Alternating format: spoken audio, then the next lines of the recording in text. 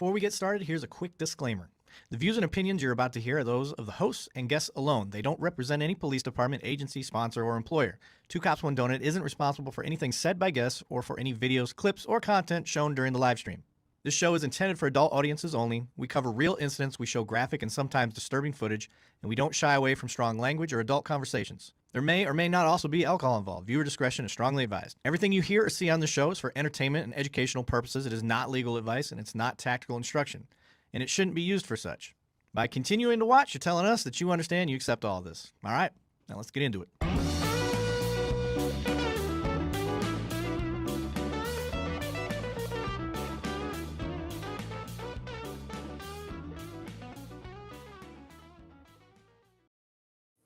All right, welcome back to Two Cops, One Donut. I'm your host, Sergeant Erik Lavigne, and I set up two cameras because my co-host is still dicking around with all his new camera equipment, and he couldn't get logged on in time. He's been messing with it for the last half hour, by the way. Yeah, his name rhymes with Fanning Betland. I don't know if you guys know who I'm talking about, but that's who I'm talking about. Alan is also supposed to be here. I talked to both these guys. You're assholes. I don't know why they're not here. They're supposed to be on. They're texting me. Even Deadlegs possibly supposed to be on. And I told them that they're all assholes because they left me hanging. And now I'd set this whole thing up for all this Lego stuff with them to bounce things off of and watching videos and reading up on everything. And here we are. So I just went live on Instagram as well. So if you're watching from Instagram and you get butthurt that we don't talk to you on Instagram, we're just using Instagram and TikTok to get you guys over to our YouTube channel. Come over to the YouTubes. We got great mods, lots of cool things, and your comments can be seen better and easier. So yeah, jump on over there. Did a live last night. It was kind of impromptu. As a matter of fact, I titled it Impromptu Live. So Harrison said, Banning can kick your ass. Be careful. Banning's got to get a hold of me. So, you know, the whole David and Goliath thing. Yeah, I'm pretty confident that I just got to get him tired. If he gets a hold of me, I'm done. I just got to make sure he doesn't get a hold of me. So, oh, look who decided to join us. Fucking Alan. I don't even want to let him on. I don't even want to let him on. I shouldn't even show his stupid face. Sorry, guys. I had to run across the street and help my neighbor off the floor. Tell them to learn how to walk. How old are they? 82. Well, then they've had plenty of practice, Alan. Yeah, that's what I said too. How you like my camera setup? I got bored. It looks good. I know, it's not bad, right? It really does. It's my emphasis camera. Do better, assholes. That's awesome. That's awesome. You know how it is. My wife's out of town. I just had nothing but time. Oh. Wife's out of town. I hear an echo. No, I was playing with Mike. Sorry. Oh, okay. No, I still hear it. Do you hear it? I don't. Maybe it's just me. Let me get rid of my other camera. I don't need it now that you're here. But my oldest is here. Or I'm sorry, she stayed back. My wife's in Florida on a conference. My youngest is in Michigan visiting family early because my wife and both kids plan to go up to Michigan to visit family. Okay. While FIFA's going on. Because my wife knew that I would be working my ass off. So there's that. So I had a lot of free time around the house. So I was like, I'm going to start messing with shit. So that's what I did today. I saw, did you go live yesterday? I did. Yeah. I saw that. I think you were about done when I finally saw it come on. Yeah. I texted my wife, or I called her and I was like, how are things going? And just tell me about, because it's in Disney. That's where her conference is at Disney. So she's obsessed with Disney as it is. So she's loving it.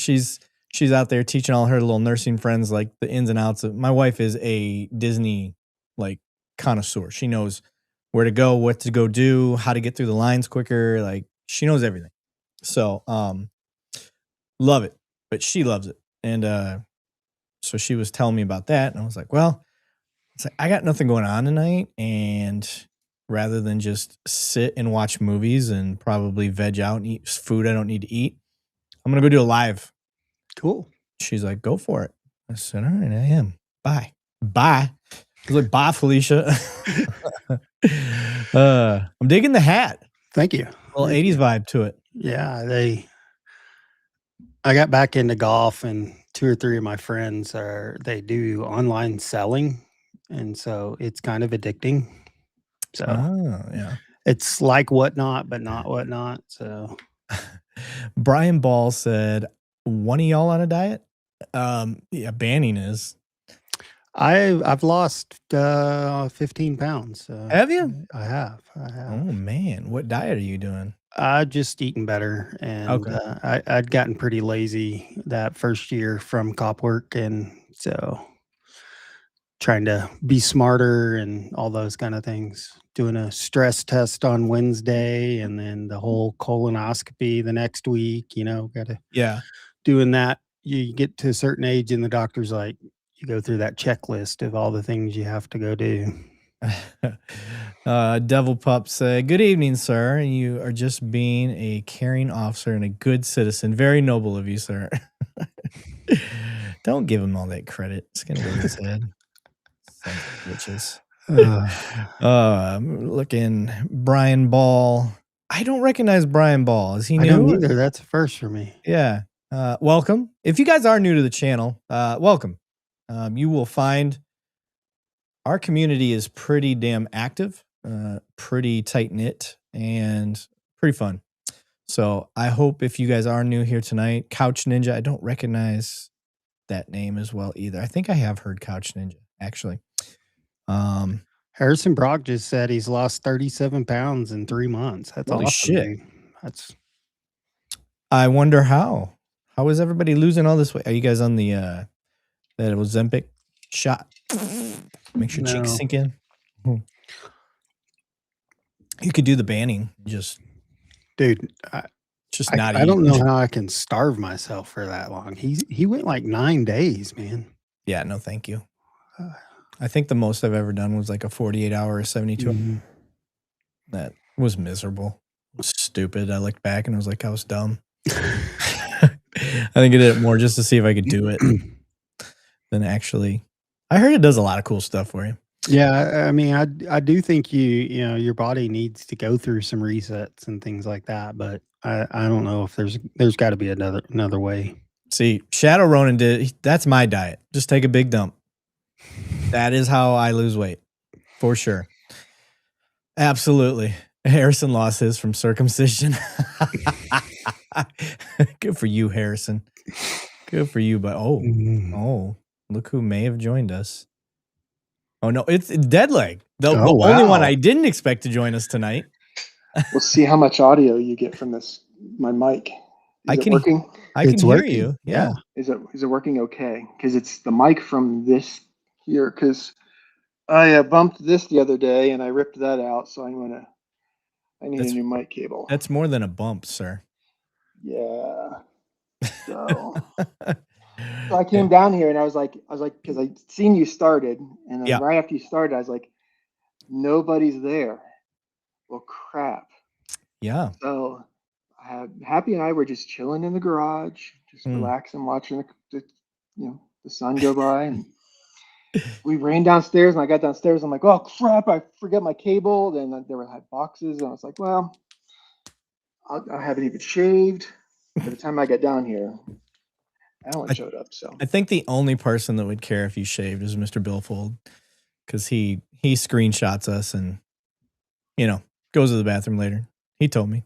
Yeah. So I mean, I don't blame him. There's a love, man. There there it is. Right? That'd be a good screenshot right there. Craig said, getting rid of pop is a great start. Weights and cardio are the best next steps. Yeah. Yeah, if you drink that sugary stuff, that really messes you up. My big vice is energy drinks. I just mints. I don't buy them by bulk. Damn. You can buy them by the pound. So this is the party size bag. We usually get the 2 or 3 pound bags. High roller said poop dollar. What does that mean? I don't even know what that means, sir. Perry's in the house. What's up, Perry? Let's see. Who's all our regulars tonight? I know we got Devil Pup in here. Perry Lemley. I'm going to go with Nene. Nene 1971 said, "Thank you for your service. My father's a retired New Jersey Lieutenant State Trooper." Nice. He made it. Tell him congratulations. Those guys have probably seen some stuff. Right? Retired Jersey Trooper and an LT. Yep. He's probably got stories. Guaranteed he's got stories. High Roller said, "Calling it soda is your first realization." I call it pop too, but I grew up in Michigan. So Texans all say Coke. So what I found out is pop's very much a kind of a Great Lakes region thing. Oh, yeah. But outside of that, the entire rest of the globe calls it soda. It's not true. Or Coke. Coke. Refer to it as Coke. Certain regions of Texas, they only go with Dr. Pepper, which is also strange to me. Then there's the Texas thing. Yeah. But Texas is its own country. True. So they can get away with stuff. When you're big enough to be larger than some continents as a state, you can kind of write your own rules. Right. Yeah. Mr. Billfold said, "It's a TCOD calendar. I have AI generated. The 13th month is Alan's nipple." Hell yeah. What's up, Ario? Steve Wallace in the house. What's going on? Got the crew. Everybody's slowly creeping in. Our guy's in the house. What's up, our guy? Our guy's becoming a steady regular as well. And adds really good stuff to the conversation. Jim Miner's in the house over there from LinkedIn. What's going on, Jim? Mr. Billfold talking shit. He said Pennsylvania also calls it pop. Yeah, I won an argument one time, military, because the great debate happened because military is a melting pot of people from all over. So I said it's called pop, and I'm going to prove my point. And no, not that. I said when the waitress brings our receipt, I want you to tell me what the receipt says.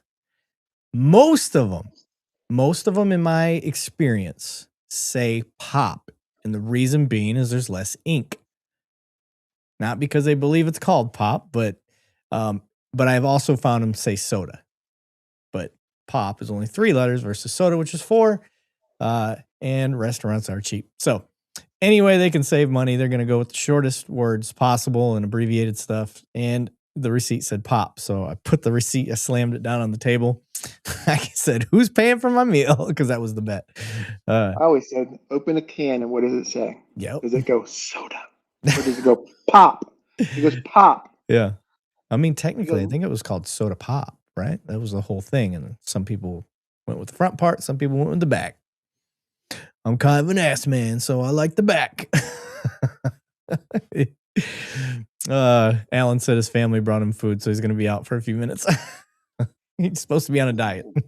Woman, I have and because of your Great Lakes region, you know what this says? Donatos. I have leftover Donatos. You don't know what Donatos is? You've never had Donatos? Is that a Chicago style? So it's from Ohio, but it's thin crust. Oh, okay. And they have the really tiny pepperonis, but they put a bunch of seasoning and stuff all over it. Mm. It's my hands down. It's my favorite pizza. Is it cut in squares? Yeah, they do like the rectangles. Yeah, we call that Detroit style. Yep. Yeah, you can get it around like Ohio State during the games and all that stuff. It's so good. Mr. Billfold said, Eric said, "Who's the detective now?" All right, y'all. So tonight, I've got a bunch of notes that I wrote down. I did some research. Now, granted, you guys know I didn't know hardly shit about this yesterday. I actually talked about this case, or they brought this case up yesterday because they wanted me to talk about it, and I was like, I don't know shit about it. I know somebody stole a bunch of Legos. And that's about as much as I knew. I went, so today's what, Sunday? I went from Friday till today. That's when Friday afternoon, it got like something came across my feed and I was like, I don't know, I don't want to watch that. And then another video from the Reckless Ben showed up and I was like, all right, let me watch this Reckless Ben because this is like an hour or something. I could put it up because we were playing some Minecraft stuff. So I was like, I can listen to it in the background. But a little bit into it, I was like, I'm not playing my games anymore. I'm listening to this video now. This has got my full attention. And then for the next 12 hours, that's all I did. I did that, slept for a couple hours, woke back up, and was right back to these videos. Because then, by that time, the new parting ways, memo came out. We're parting ways with these people. The body cam, and the redacted body. It's been a crazy 72 hours to Legos. So I sent kind of like a synopsis of what happened to all the guys, just in case they didn't have time to watch the videos, because there's a ton of them. There's so much information out there. Mr. Billfold sent me a bunch of shit. Other people sent me a bunch of shit. Like I tried to watch as much of it as I could.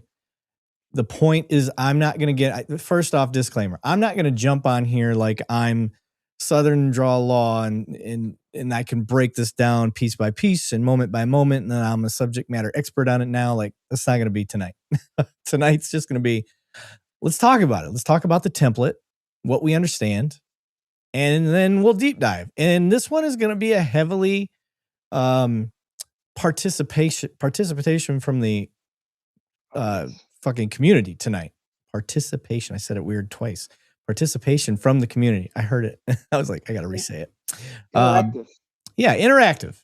So I'm also going to throw out the challenge. If you want to jump on live and discuss a point tonight on this stuff, reach out to Alan, or you could actually reach out to Deadleg too, since he's on here. They're going to screen you real quick to make sure you're not like a fucking nut job. We know our regulars, but just in case you're like a new person, we don't know who you are. You're going to get screened. So just get ready for that. And we'll let you talk about a point and then you can jump back off. Then there's nothing saying you can't jump back on, but we definitely want to control the tempo and want to make sure everybody gets a chance to speak and talk about the stuff. So I'm opening the floor tonight, y'all. Basically what will happen is we will send you a link and you'll be brought on, and just make sure that you're somewhere that you can talk and that we can hear you and we can see you and all that stuff. So let me give you the 90. I'm going to read this. I'm going to give you what I call the 90-second open brief. Okay. TLDR. Yeah, exactly. So tonight we're going to cover what the internet is calling Lego Gate. I don't know if they're really calling it that. It's just what I'm calling it. The story starts in Oregon, not Utah. Brian Mansell, I don't know how to say it, says his father's valuable Star Wars Lego collection was placed with Bricks and Minifigs franchise in the Salem Kaiser area under a consignment agreement. The collection has been described publicly anywhere from roughly $80,000 to $200,000 in value, but that value has been disputed.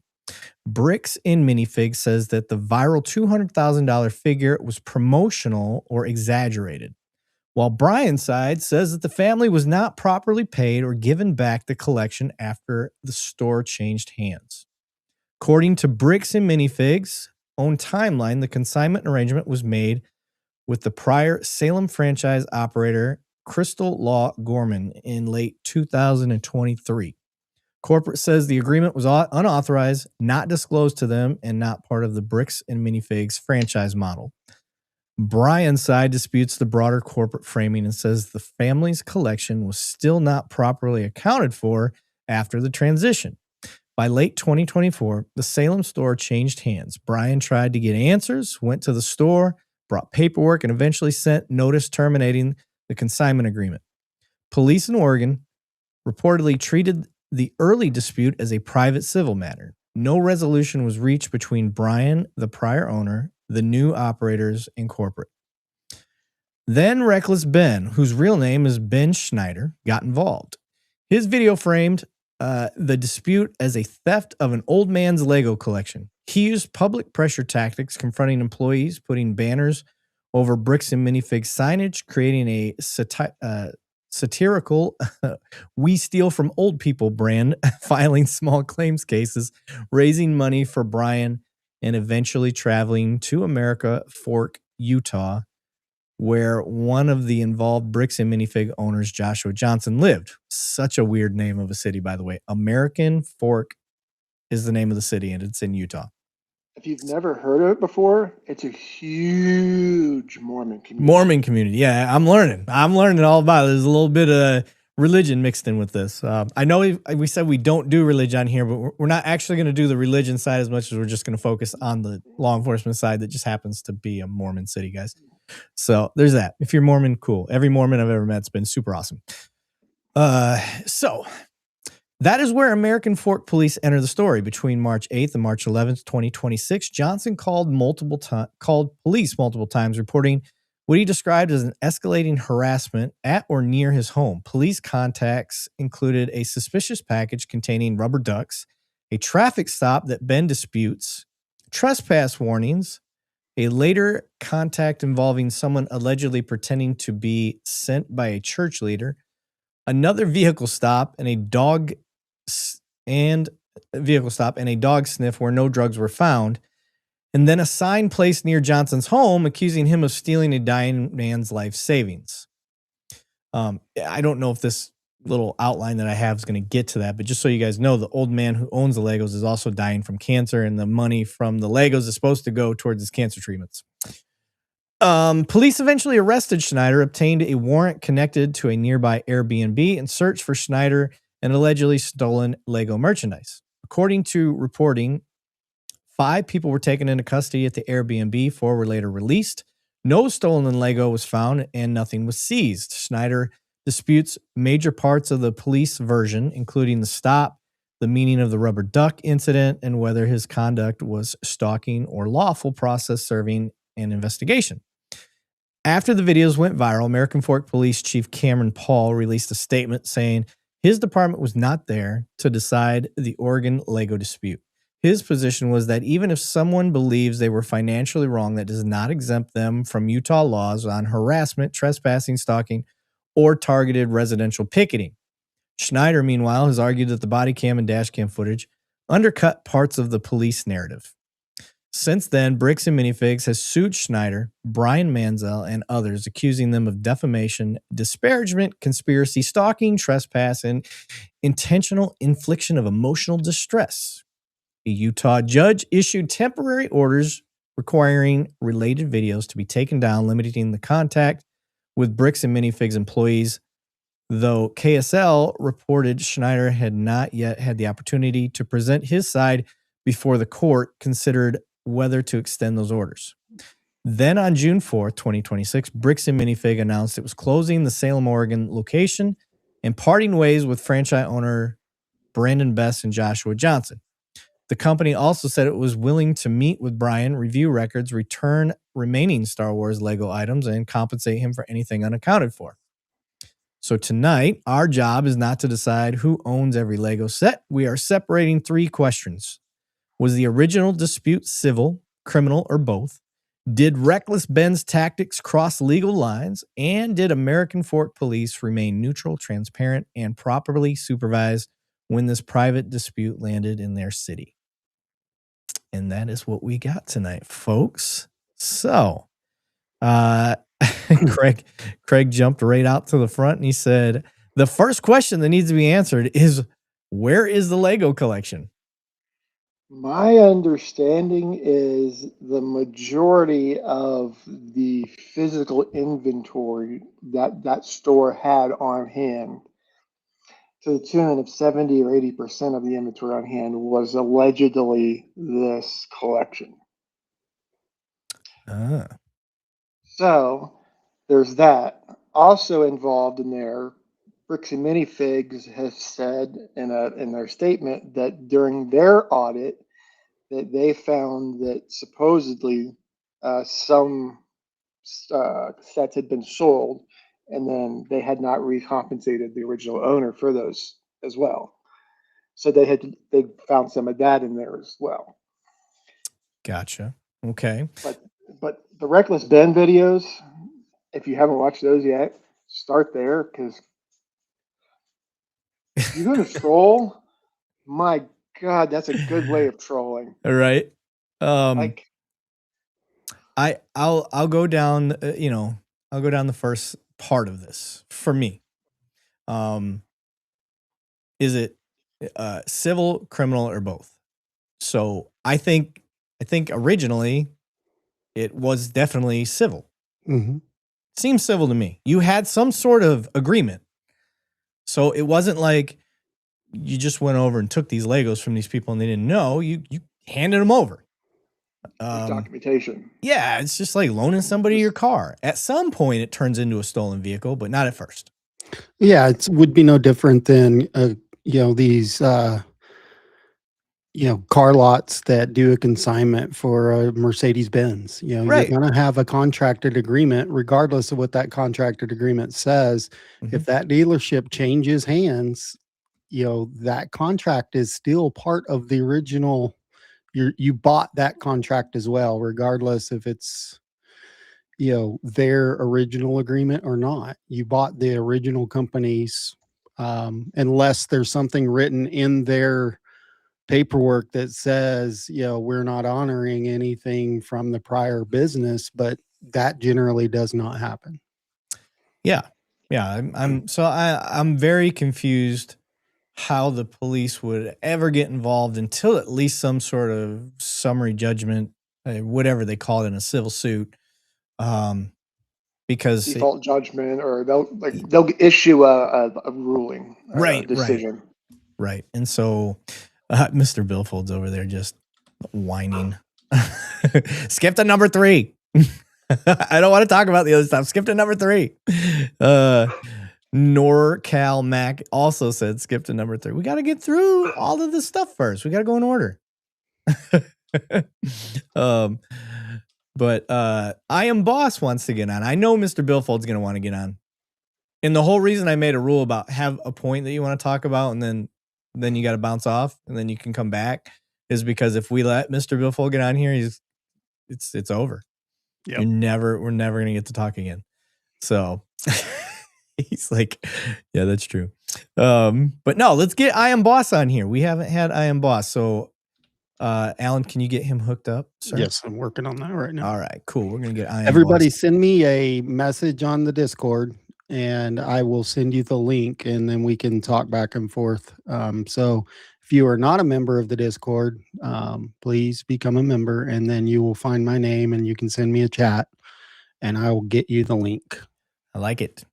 Alan, laying down the law on y'all too. I like it. So let's see here.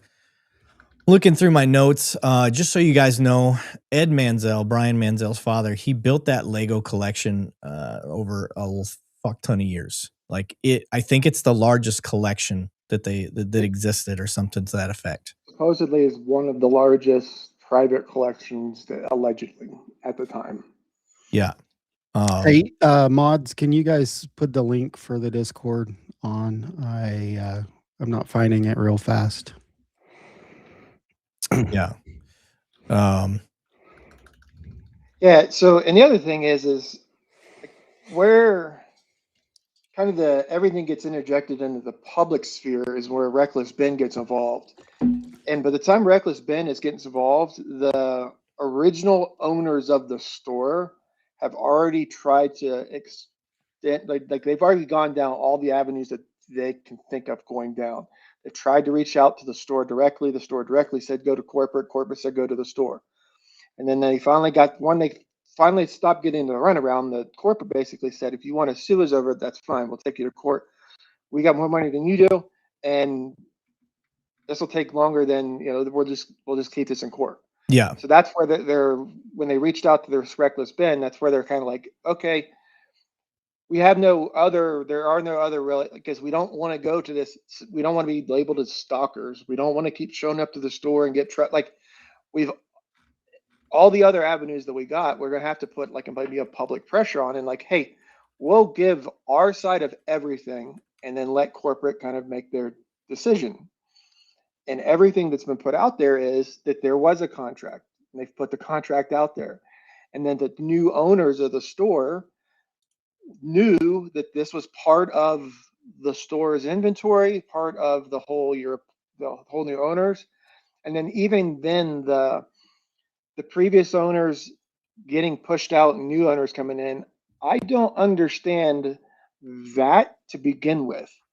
Because if you are the owners of the store, I don't, even as a private financier or franchise, I don't understand how corporate can come in and just take over your store unless you're doing things you're not supposed to. Like, I don't understand that. But even then, corporate is corporate. They should understand, and they should have a legal department to understand that we're assuming this inventory, we're assuming everything as is. So if the point of sale computers up front, the iPads are like, it's 7 generations old. Well, that's what you got. You assumed all of that.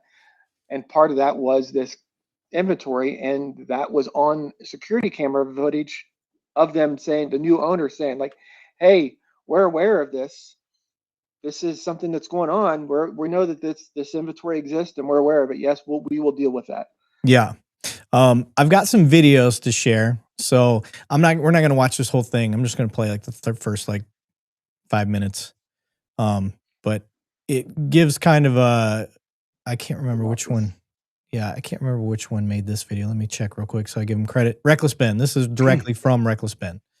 So yeah, let's This man spent his life collecting what's now known as the world's largest Lego Star Wars collection ever. It's estimated to be worth around $200,000. And then the entire thing got stolen, and the police are actively working with the thieves to cover the entire thing up. But the craziest part is that the collector doesn't even know that his collection's been stolen. Yeah, the collector's son, Brian, well, he reached out to me because he has no clue how to break this news to his dad. At this point, my father had a health episode. We can't bring any stress to him. The reason he's reaching out to me is because the police are covering this entire thing up.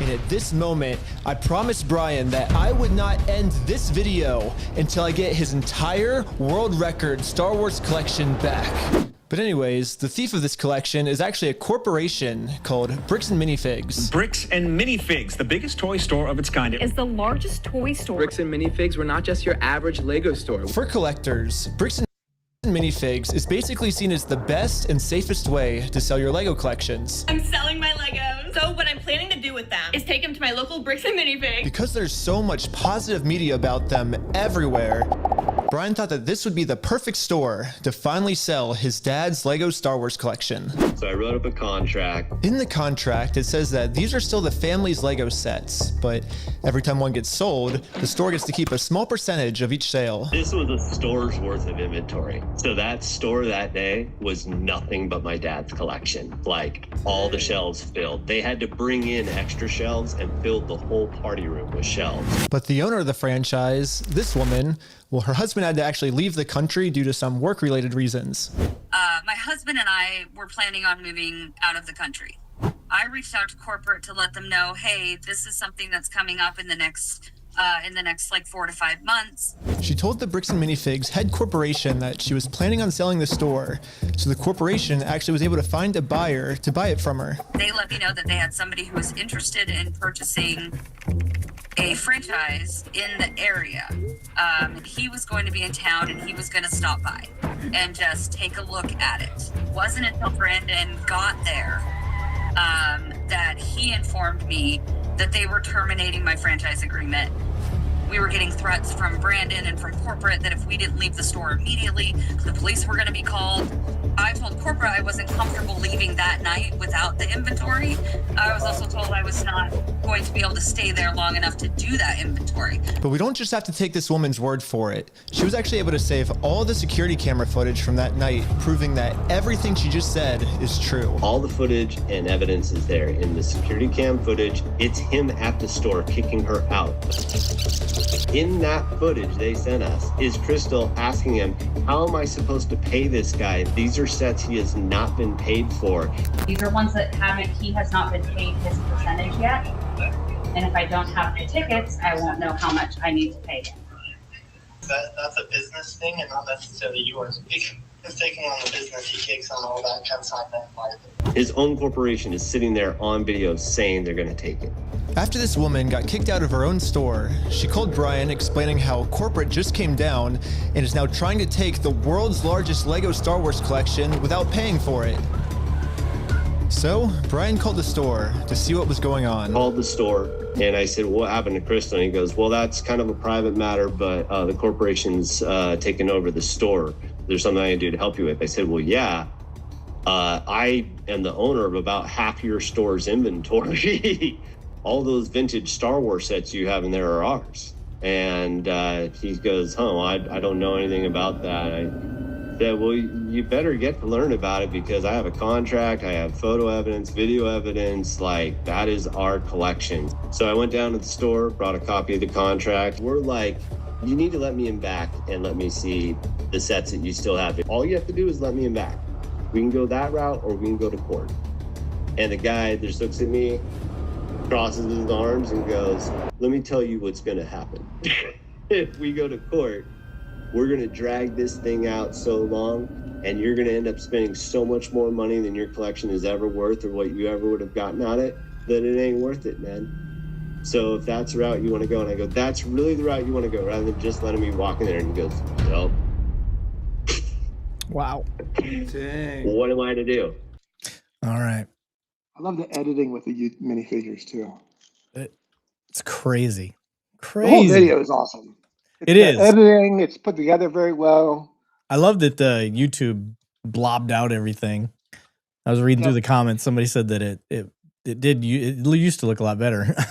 But yeah, they've added those two. There was one they added, and they've added a second one now. It goes through the entire length of the video. Yeah. Did we were we able to get that link to I Am Boss yet? Alan ignoring me. Yes, sorry. He wants to talk about the redactions part. So when we get to that point. Okay. And I think I've got the search warrant. We can bring that part up, I guess, when he gets arrested. Let me see here. I'm going to share the screen.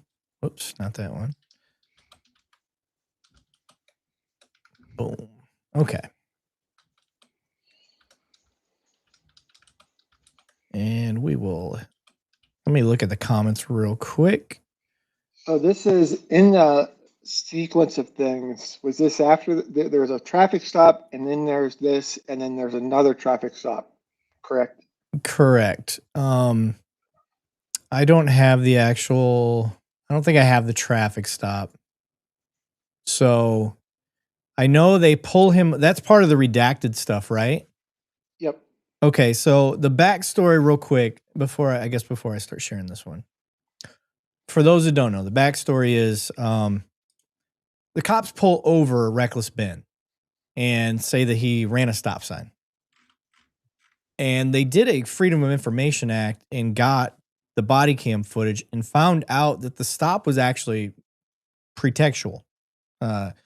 They were looking for him. It had nothing to do with a stop sign, allegedly. And it came to a complete stop. Yeah, it came to they a complete. They have the dash cam too. Yeah. And they, it's one of those things. They don't exactly use the language that, we just pulled him over to pull him over, but any reasonable person, if you listen to what they say, that's exactly what they did. They were looking for this dude, and they were looking for him because of the request of the, what's that dude's name? The guy that lives in Utah that's got a problem. The owner guy. Yeah. It's not Brian. No. Is it? No, it's Is it? I can't remember. There's so many. Yeah, I know. There's a lot of moving, there's a lot of moving parts on this one. Yeah. So anyway, it's the douchebag. I'm going to call him the douchebag in Utah. Yep. That is kind of trying to manipulate the police. The CEO. And it's arguable that he does. And that's where some of the Mormon stuff come into play, because you can hear in some of the redacted footage, he plays the religion card, like that he's got to go do his whatever, his duties to the Lord, or however he said it. Obviously I'm not saying it verbatim, but Yeah, he says that on the phone with the police, and he's trying to find ways to trump up charges on this kid. That's more than a misdemeanor. He's trying to get felonies on this guy. And that's where it gets kind of weird, because you can hear the cops are like, well, we can't. We don't have that. But at the same time, did somebody join? I heard just Alan. Alan's trying to hide. You trying to hide, Alan? I pulled you up. You're not. We can't hear you. No, I was just getting the link and everything, and so okay. I shared him the link, and so I told him we'd put him in the background once we were ready to go. So. Okay. Yeah. So anyway, they got a lot of this redacted footage, and I don't know. I don't know if the cops were unaware that some of this stuff existed, or if they thought that it wouldn't get shared, or they tried to get rid of it. But yeah, it got out there. Joshua Johnson, that's his name. Thank you, Ariel. Everybody, Joshua. I don't think that they thought that this YouTube guy had the reach that he had, because I've not gone through and looked at the specifics of like his subscriber, how much has jumped. But well, he's at 1.25 mil right now. When I first became aware of him, he was like at 750,000. So gotcha. He jumped 500,000 subscribers in a matter of 72 hours. So I don't think that the police or the chief or the people, I don't think that they really realized that this would get out of Utah or be like, this will be a couple of people we'll see on YouTube and it's going to be done. This is going to be like we have way more reach than they have reach. And the pissing contest got way out of hand way quick. Yeah. All right. I see Ray's on. Let's get Ray up here. What up, Ray? What's happening? This is I Am Boss, y'all. Hey, can you hear me okay? Yes, sir. You're coming through loud and clear. Okay. Fingers crossed. You got some good lighting for somebody that wasn't, knew they were going to do this. Hotel room. He's in a hotel room. Is that a hotel room? Yeah, it's a hotel room. Hell yeah, brother. I love it. Better than my setup right now. Yeah, no, you look like a slob, dead leg. Yep. First and foremost, sir, welcome. Glad to have you on. I love that you've been participating a whole lot more recently. So really appreciate that. And let us have it. What we just started roughly talking about the redaction stuff. I am no expert. I have only been following this since yesterday. So I'm playing catch up. So you go to town, brother. Yeah, I'm like you guys. I was late to the arrival on this. I heard about it from Lackluster. He addressed it, and I was like, wait a minute. Oh, I did the wrong one. Oh, my bad. I messed up. So I went searching for the story, and then once I did that, the story just everywhere I looked, it was everywhere. But I would watch the body cameras, and at first, it came up with the redacted stuff. You fast forward because nothing's happening, you don't see anything. But then the real ones came out, the ones that were apparently hacked and brought in, and you see the stuff that they redacted. Oh, is that the claim that it was hacked? They said it was hacked. Oh, I didn't even know that. I just thought that they didn't realize they released it, whatever it was they released. According to Reckless Ben, someone hacked it and gave him the videos. Now, it takes me back to the phone call that he had. He called the police department or whoever did the redactions and said, hey, I pieced these two together before the hacked videos. He says, I pieced these two together, and what you redacted should not have been redacted. And then we got the unredacted videos, and it proves the point whatsoever. It was unlawful. I went through and I looked through the laws, what they were allowed to be redacted. She says there was no way this is going to be redacted. Yeah. She did it per the law. It's all BS. which tells me this is obviously not the first time that they do this. Not that department, any department. I just don't have the trust. Yeah. So if they're getting caught redacting something that doesn't follow policy and procedures for their redaction qualifications, I'm sure normal redaction stuff, you tell me, Dead Leg, it's usually social security numbers, any private information. That's really it. Social security numbers, like your physical addresses, date of birth, kids, usually anything involving minors. Minors, yeah. Some states they'll redact or like your license plate, even though it's something that you can see. Like it's like you get in weird areas, but for the most part, it's usually kids and personal identification stuff. Yeah, and then other than that, tactics. That's it. They'll leave that stuff out. Yeah, and that you're not really divulging any tactics as a street cop. Nothing that other people don't know. So, yeah, I'm with you on that. If that is the case that they got caught, that makes sense. Now that you got my wheels turning because I'm remembering pieces of stuff I researched, and yes, you're right. There was a redaction that they were saying stuff that shouldn't have been redacted. And then when you listen to it on the oh, you're right. Yes, when you listen to the redacted stuff, I'm like, that shouldn't have been redacted. That's normal conversations. You're right. You're right. Yes. Oh shit. I'm catching up. And it's not just conversation. It's conversation about we literally have nothing here. How does something get created out of nothing? That's the whole conversation.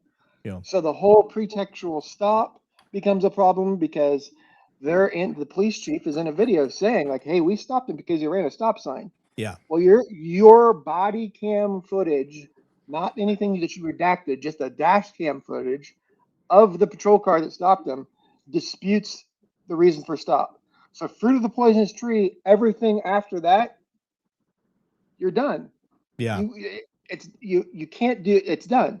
You had no justification for the stop unless you had some other reasons. Yeah. Yeah. Let's get crazy. I bring everybody on that wants to get on. Bill Fold, if you're in there, get your ass on here too. Ray, what do you got, buddy? Well, I mean, this is one of the reasons why you shouldn't be hitting the mute button. I mean, unless there is something very specific, not because two guys want to have, talk about hacky sack. No. Let me do you one better. You shouldn't be hitting the mute button ever. Ever. It should be all recorded, and then you have a redaction team that is not a cop. And they do your redaction stuff. You can have because we have crime analysts. We have all these people that work under the purview of a police department, but they're not sworn. So they kind of have a third party, objective view. They should follow things a lot more stringent, and they're not overlooked by police. So even though they work under the umbrella of the police department, so that is how that should go. I used to think that there are opportunities when like me, I used to think if I'm going in, I'm talking to a rape victim or stuff like that, I should mute my body cam. But the more that I've done this show in the last 5 years and had conversations and realized like, no, that is kind of stupid. I mean, I understand why I thought that way, but until somebody put it to me like, why don't you have a redaction team? That's their job. They should be doing that after the fact. That way, just in case that some sort of evidentiary value comes from what was said, you have it and there's record of it. It's not accessible, but there's record of it. And then if it needs to be redacted, it can be redacted after the fact. So I'm not a fan. You should not be allowed to mute your body camera. The agency that I worked for was federal, and there was a whole thing way back then. This is almost 2 decades ago at this point, of having cameras. And we had cameras, but not cameras on our persons or cameras in our car. And one of the questions that they always put out was, we'll have to redact this information. And they're going to go, we're going to get these auditors. They're going to just want this information left and right. I go, okay, we're able to charge, like for X amount of hours that you have to go through to have the redaction, you're able to charge the person. Like that's why when you do a FOIA request, Some agencies will have you. Some agencies don't charge anything, and they'll just put it in a folder, and they'll say, here's the media link, and you go ahead and click on it, and everybody has access to all the same stuff. Other times, like with smaller incidents, you have to do a FOIA request, and some agencies you'll have to pay because they have to have a PIO, they have to have their legal team go through all of the public information that you're requesting to have the things that are legally redacted, so you don't have access to it. So when like we're requesting for body cams or for just regular stuff, for all the stuff that we do, we'd have to do FOIA requests and things like that, and then sometimes I'd have to pay for them. But all of this stuff, my whole thought is all a camera is going to do is catch a cop doing cop work. So if you're going through this whole FOIA request, like a First Amendment auditor, or your legal, like your legal department thinks we're going to catch them in the camera, you're going to catch a cop doing work. So you're going to have to pay the department to go through it. Then your whoever your legal team is, they have to physically go through it. So someone's going to be paid to go through that again. Then you have to analyze it and talk about it. So all of that's it's going to cost a lot of money to find out that cops just did cop work. And you do that enough times with these specific, like you're going to have you get pulled 4 or 5 different times, and like every time we pull Erik's stuff, they think they finally going to get you, and we've never caught him doing anything other than good cop work. And then if we do just a random spot check and pull his body camera footage to see if he's following policy procedure, he's still following policy procedure. So then the defense attorney is like down the road, you get credibility, you get merit within the agency. So over time, my theory is over time, over 5, 10, 15 years, it's not something that's going to snap your fingers and it's going to happen. But over time, all the camera footage is going to catch is cops doing cop work. Yeah. And then all the times that you're catching cops not doing cop work, those cops don't become cops anymore. That's what this whole show is about, is to get that credibility back to law enforcement, to get that trust back with the community. Because I will tell you, Erik will tell you, Alan will tell you, you know who hates bad cops worse than anybody else? A good cop. I mean, I'm not going to say I'm a good cop, but go ahead, Ray. You know, I hear that all the time. I hear that all the time. And, you know, and it's good. It's good to call out bad cops, you know, but who stops the bad cops in the moment? Because always afterwards, I mean, it happens all the time. Oh, these are bad cops. We want to get rid of bad cops, but there's no one stopping them in the moment. Right. You don't see it. And I'll push back a little bit on you, Ray. And this is where I'll push back, is that it is a slower process when it's a uniformed cop. There's a different process, and a lot of people don't like to hear that. They want the same. If your expectation is that a cop is right here with a citizen, a civilian, and that they're held on the same level at all the time, it's not. That's just not true. And if you're of the opinion that it should be, well, that's a totally different argument. But it's not. There's different processes. If I catch Alan doing some dumb shit on duty, there's a different process. Because if I try to hook him up right in the moment and then find out later Alan saw something and his body cam caught something that I didn't see, but I thought he fucked up, I screwed everything up. Now I'm in trouble. Yep. I'm in big trouble. So the process has to be a little slower. The outcome can be the same. I think all of us can agree we've seen cops get hammered, but we've also seen cops get away with a lot of shit. Yep. And that's where the rub comes, is because we see these cops like the sergeant that choke slammed the female that tried to stop him in the moment. Was like, Sarge, Yeah. I don't know if you've seen that one, but the sergeant went way overboard. And yeah, Craig just mentioned it there in the chat. So. Yeah, and assaulted. Oh yeah, there you go, Craig. And assaulted the bad guy who was cuffed and in the back of a car, and then assaults his own officer who tried to get in the middle of it. Right. Now, a lot of people would be like, he should have been put in cuffs right away. No, hold off. Don't rush the process with a cop, because if you do fuck it up, you just let a cop get back on duty. And that's where I try to tell people, have a little patience. Let us take the long route, get the same results, and get this motherfucker the right way. But I understand the frustration, because you see, if if Joe Blow Ray, if I saw you choke a woman up against the car and she was just assaulting someone else, but I didn't see that, I just see you, you're getting put in cuffs and you're going to jail and you're going to have to go through the fucking process, and it's bullshit. And the reason why is a regular citizen doesn't have the legal authority to detain and stop someone. They don't have the legal authority to restrict someone's movement. They have no authority to do that.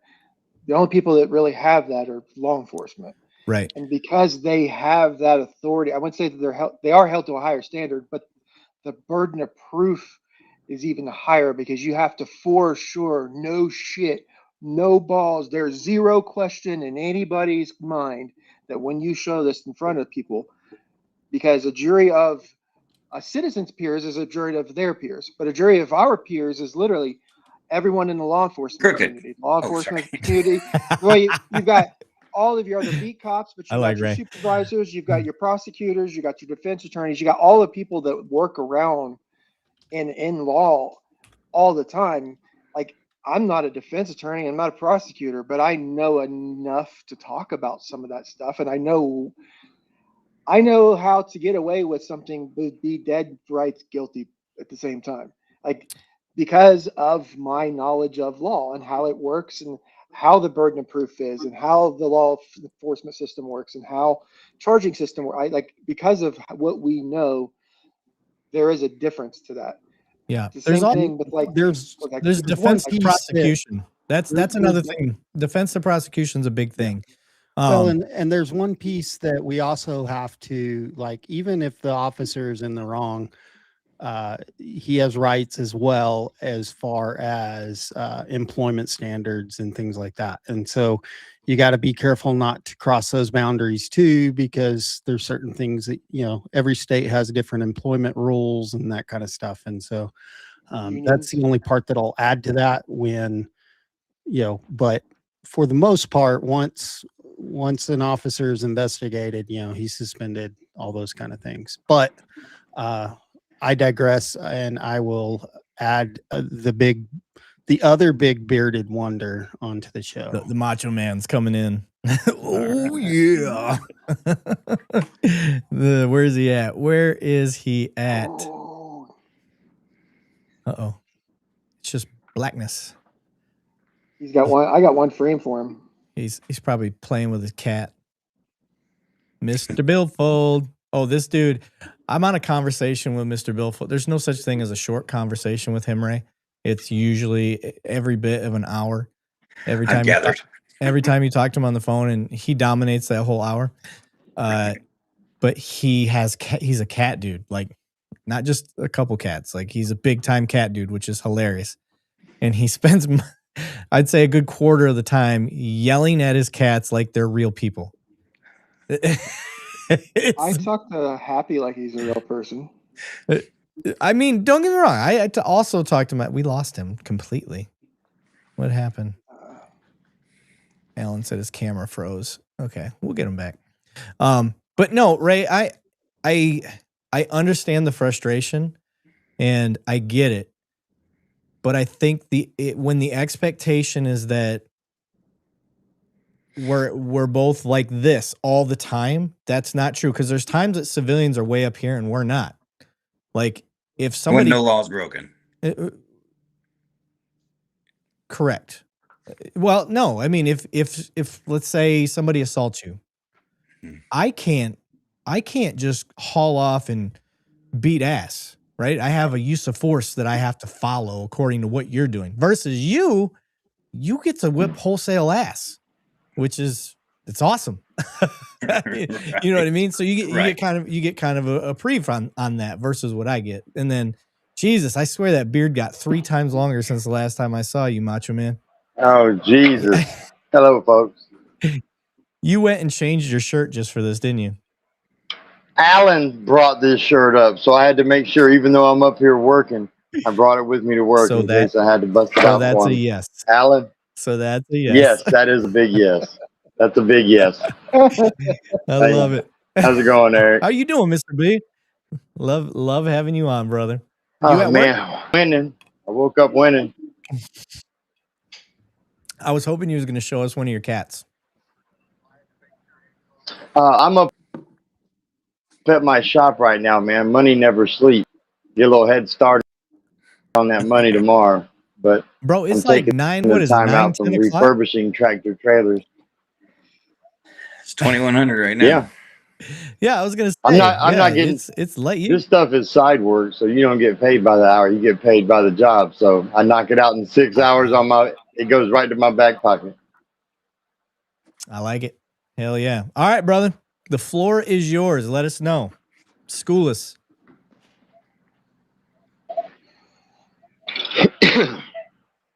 I'm waiting for the. No, I words to think catch up there. anybody could rightfully be excused for not being able to keep up with this. I apologize for that. We have a weird Wi-Fi up here. I'm across the river in Alabama, so you get what you get. But I understand people not being able to keep up with this. But I think, like for you to jump on, is the fact that the woman who did the redactions is on a call with Ben saying, I did these redactions according to Utah code. And then they release all that information and shows that she's absolutely lying 100%. None of the redactions she made had anything to do with following the Utah code on how redactions are made. So I think it's one of those prime examples that we all got to watch if we were paying attention for the past week. I remember when he had a little bit of audio to sync up, and that's nothing compared to what they've done with all the unredacted stuff. Civil rights lawyer did a video today saying that he and his people copied all of it. So it's all being mirrored across the internet right now.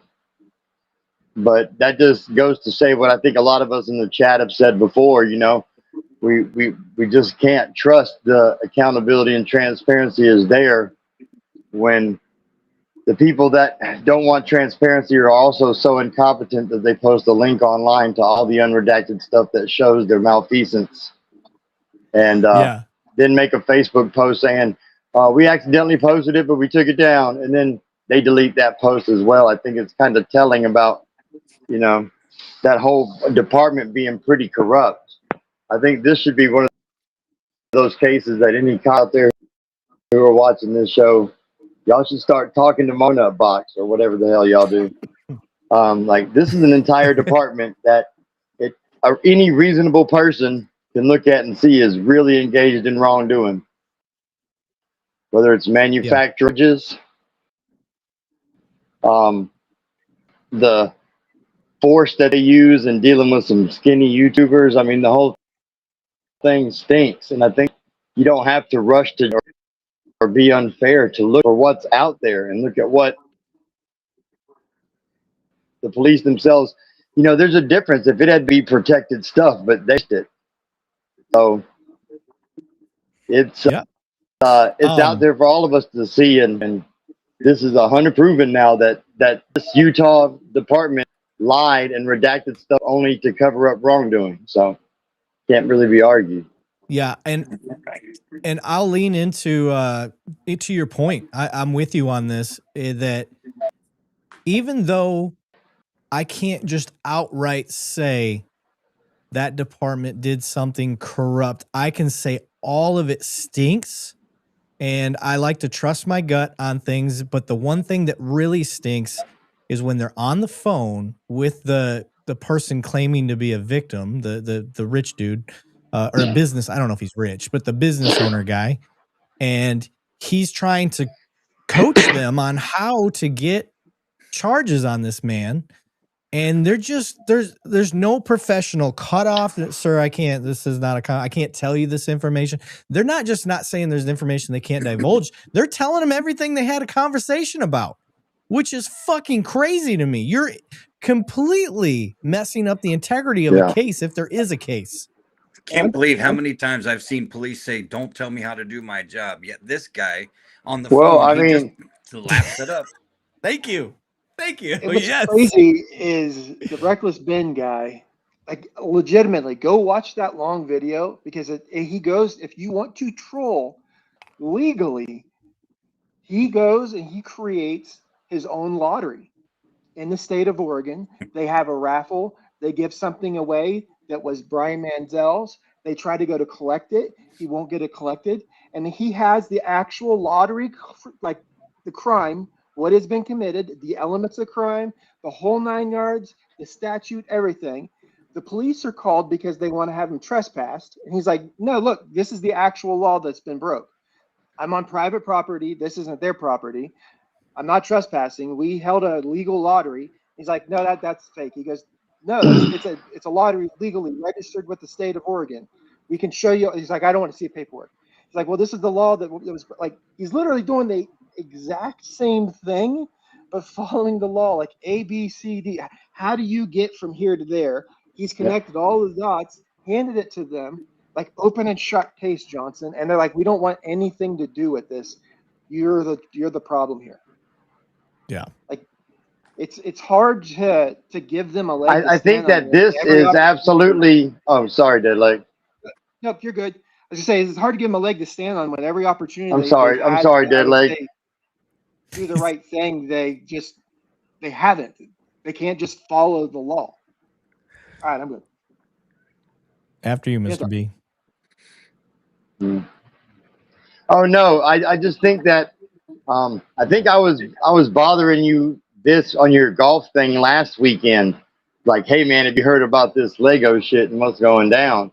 And at that point, none of the unredacted footage had come into play. So if you and I were to have had a discussion about it at that time, it would be a different discussion than the one we're having right now.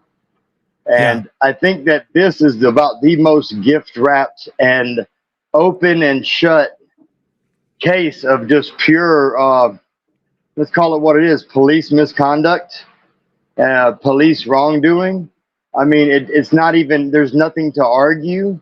You can't really argue it because before, last week I watched the video and Ben's talking to the woman and he said, ma'am, you kind of forgot to microphones. And one of the able to splice it together here that the part that you redacted had only was them talking about how to work up charges on me. It didn't really have anything to do with the victim. No, sir, we don't do that. No, I don't do that, Ben. I don't do that. No. Yeah, that's what we were getting. Yeah. And then they released the unredacted footage, and there it is right there. You're a damned liar. And I mean, really, there's no way around it. If it was something that was hacked and ill-gotten data, then one could make an argument and say, well, this could be altered. This could be AI. But when it comes from an official release by the police department, well, tough on you. Shock and horror. American Fork doesn't know what the fuck they're doing. Wow, I'm shocked. I'm so surprised they could make a blunder like that, being at the tip of the spear of American policing that I'm sure American Fork, Utah police are. But well, this is one that I think everybody should be able to see. Go ahead, brother. Oh, I was going to say, and to your point, with that female that said that she didn't do, like, it's either one of two things. Either gross incompetence, which is that what you're going to own up to, or you fucking lied. One of the two. Which one is it? Oh, it's not one of two things. It's not one of two things. It can't be one of two things because the second thing would be the gross incompetence. Gross incompetence when she was presented with it by him before the people who helped collaborate in her malfeasance and obstruction of all accountancy. She was presented by Ben with, hey, look, you actually sent me a little audio I was able to sync up. Well, no, you can't believe that. No, that's really not it. So she had oh, maybe I could have made a mistake and went and checked it, but she didn't. She knew right off the bat what she had done. If you look at all the other redactions that they made that they've gone back, like civil rights lawyers about go ankle deep in that ass with flutter kicks as he goes through this data. But you're going to see that there was absolutely no gross incompetence. This was a highly competent and capable group of police officers and departments who know exactly how to lie and hide everything that they do behind a blue line and say, hey, we're heroes. Look at the kittens we get out of trees. Don't watch what you're going to believe, your lying eyes or us. You know, that's what we're getting out of American Fork. She has There's to no be two competent, options. right? I mean, she has to be competent because they had to pay for the redactions. So if you're going to charge for something, you have to be competent, right? I mean, that's the logic we're going to follow, right? Yeah. Yeah. Well, And here's I two think it points also before goes we to get the too legal far. definition of it. Go ahead, Allison. his delay is fucking him up. I'll make two quick points. The first one I'll make is the Manziel family. The one reason that they didn't try to try to take them to court is they didn't feel that they had the financial means and or the timeline because their father's fighting cancer. So legal people within the legal world that have been aware of this now have already reached out to them to take care of that. So I don't believe that's going to be an issue. And then secondly to this, the Ben issue, the same thing. The amount of legal minds that have had him on their podcast and other things that say, hey, this is a slam dunk case. And now there's all of these eyes of the world on it. We definitely will pro bono our firm's name out there for this. So I believe the Manziel family will be made whole. And then at the end of this, I do believe the compensation that Ben gets from it, it'll probably be one of those. It's not, under NDA and he's been, made compensation, but I don't think that should be a thing. I think that if he has the Grade 4 Police Department or American Ford Police Department has to pay out a big lawsuit because they deprived someone of their rights, they stopped them illegally, the warrant, how do they have the means to get the warrant? The redactions that they didn't go against the FOIA request, against their laws, against the FOIA laws, like all of the different things there that the police department has, I believe that they'll be compensated for that, Ben and his team, but that should be made public. No, they'll assert qualified the police immunity. department not only should be, I don't know that you have it. You can't claim qualified immunity if on unredacted footage you are colluding with each other on how to create charges. Hold on. Bill Fold? You can claim times. It doesn't mean you'll get it the first time, but you can 15 times. Oh, he lost service. Perfect timing. If you would have got that motherfucker going down qualified immunity, we would have never been off the. This show would have been 24 hours. I think he'll be made whole. It was not CIA, NSA. Those are the ones that actively listen. That's so funny. That's the NSA. That was the gods booting him off. What do you got, Ray? I would say on qualified immunity, all right. So I've been on both, not really on both sides, but I was like, abolish it. Mm-hmm. I understand the reasoning behind it because in true split-second life and death decisions, you're going to go with your best gut. And so I understand and I get it. But most of the cases that are held and taken to court for qualified immunity are not split-second decisions. These are decisions that are made, as competently as they want to be, but are obviously not competent at all. And so, all of a sudden the courts, the ones that we hold a higher standard to are now incompetent and didn't know we shouldn't steal $200,000 in cash. We didn't know that he had a free speech right to say whatever. We didn't know he had, free press. We just didn't know because, the last case that we had, the difference was the guy's name was Jay, but the other case was Ray. So, Yeah. It didn't happen exactly the same, but we didn't have the knowledge. We didn't know that a cop can't do this. Yeah, I like this guy. Yeah. So Bill Fold. Yeah. Relax. We're not going down the qualified immunity route. No, I'm just do that. I'm not worried about it. I wasn't even going to try to argue for or against it. It's whenever I hear someone make the statement that there should be some ability to recoup from that, I just always bring up if they can overcome the hurdle of the interlocutory appeals that are qualified immunity. That's just a little small tidbit. That wasn't to debate it. It debates itself, doesn't it? So I want to ask you.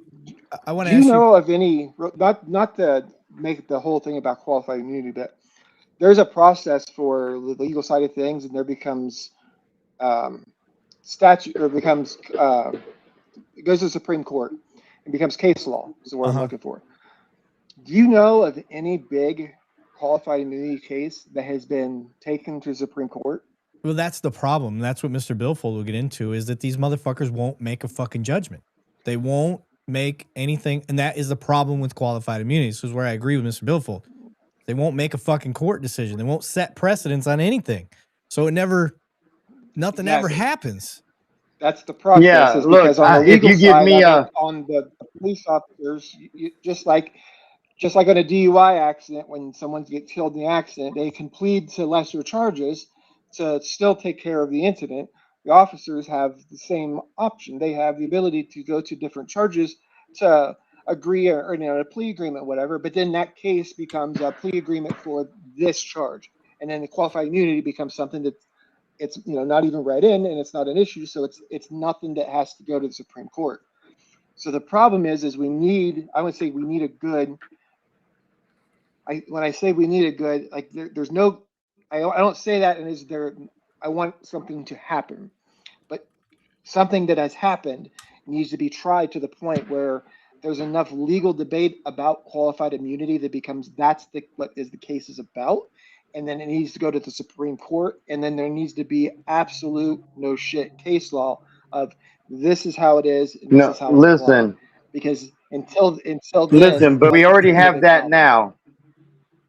Deadleg, we have that now. Look at Pennsylvania versus Mims. Pennsylvania versus Mims is a Supreme Court decision. Okay, it's a decision that allows an officer, if he has, according to Supreme Court case law, if he can articulate the safety issue at hand, he can get a person out of their vehicle. But with all the near dozen circuit courts that we have in this on citing that Pennsylvania versus Mims, which state that the officer need not even. So you talk about, we just need to have it this way, and then we'll get it to the Supreme Court, and then the Supreme Court can give us a decision. That's not what they do. That's not what they're in the habit of doing. I rather think they like this sort of created qualified immunity as a doctrine out of whole cloth. So don't expect them to be licking their chops to accept any qualification. But the real story comes from we're not able to get cases in front of a jury and then have it appealed up. Because qualified immunity keeps it from wrongs. Even if you establish that a right was violated, if you can argue that the right is not clearly violated the right. Nope. I was gonna say we're starting to lose connection on him. He's got a shit connection. What do you got, Ray? I as far as qualified immunity goes, I can't imagine that the forefathers sat back and said, we're going to guard the people against the government, except when the government screws up. We're going to protect the government over the people when everything that we've written down, the government goes against. We're going to make sure that the government's going to be protected and not the citizens. I can't wrap my head around that's any conclusion that any court came to. Yeah. So I guess I'll wait till I get my channel going. Forefathers 1787. Hell yeah, brother. It'll be a couple weeks. But I tell you what, you get your channel going, come back on the show. We'll put you out there and we'll get your shit shouted out. It's gonna be some crazy shit. So what I'll say is that can we meet on mutual ground that our forefathers were smart enough and wise enough and introspective enough to know that they don't know everything. And when they made it so it was able to flow fluidly and be changed with the pace of time. It's able to breathe. Yes. I agree. I think we all, it's malleable. I think we all agree on that. And I also think that we agree we've come a long fucking way at understanding human behavior for science, all of these things that people are able to actually back up with science versus the emotional feel of like, well, that motherfucker looked at me wrong, or he was about to hit me, and then his back was turned and they fired rounds. Well, turns out there's a whole science to this and how long it takes to process. So there's all of these things. And then when it comes to law enforcement, I think it's fair to say, just like you pointed out, qualified immunity was made because we realized this is a job that not a lot of people want to do, but we understand that it's needed. Now, this is where we have to find the common ground. If you're the type of person, and I know, Ray, you're not this person, but if you're the type of person that believes that police shouldn't exist at all, well, that's a whole other, like, you're not even on the realm of conversation with us. We're fundamentally different.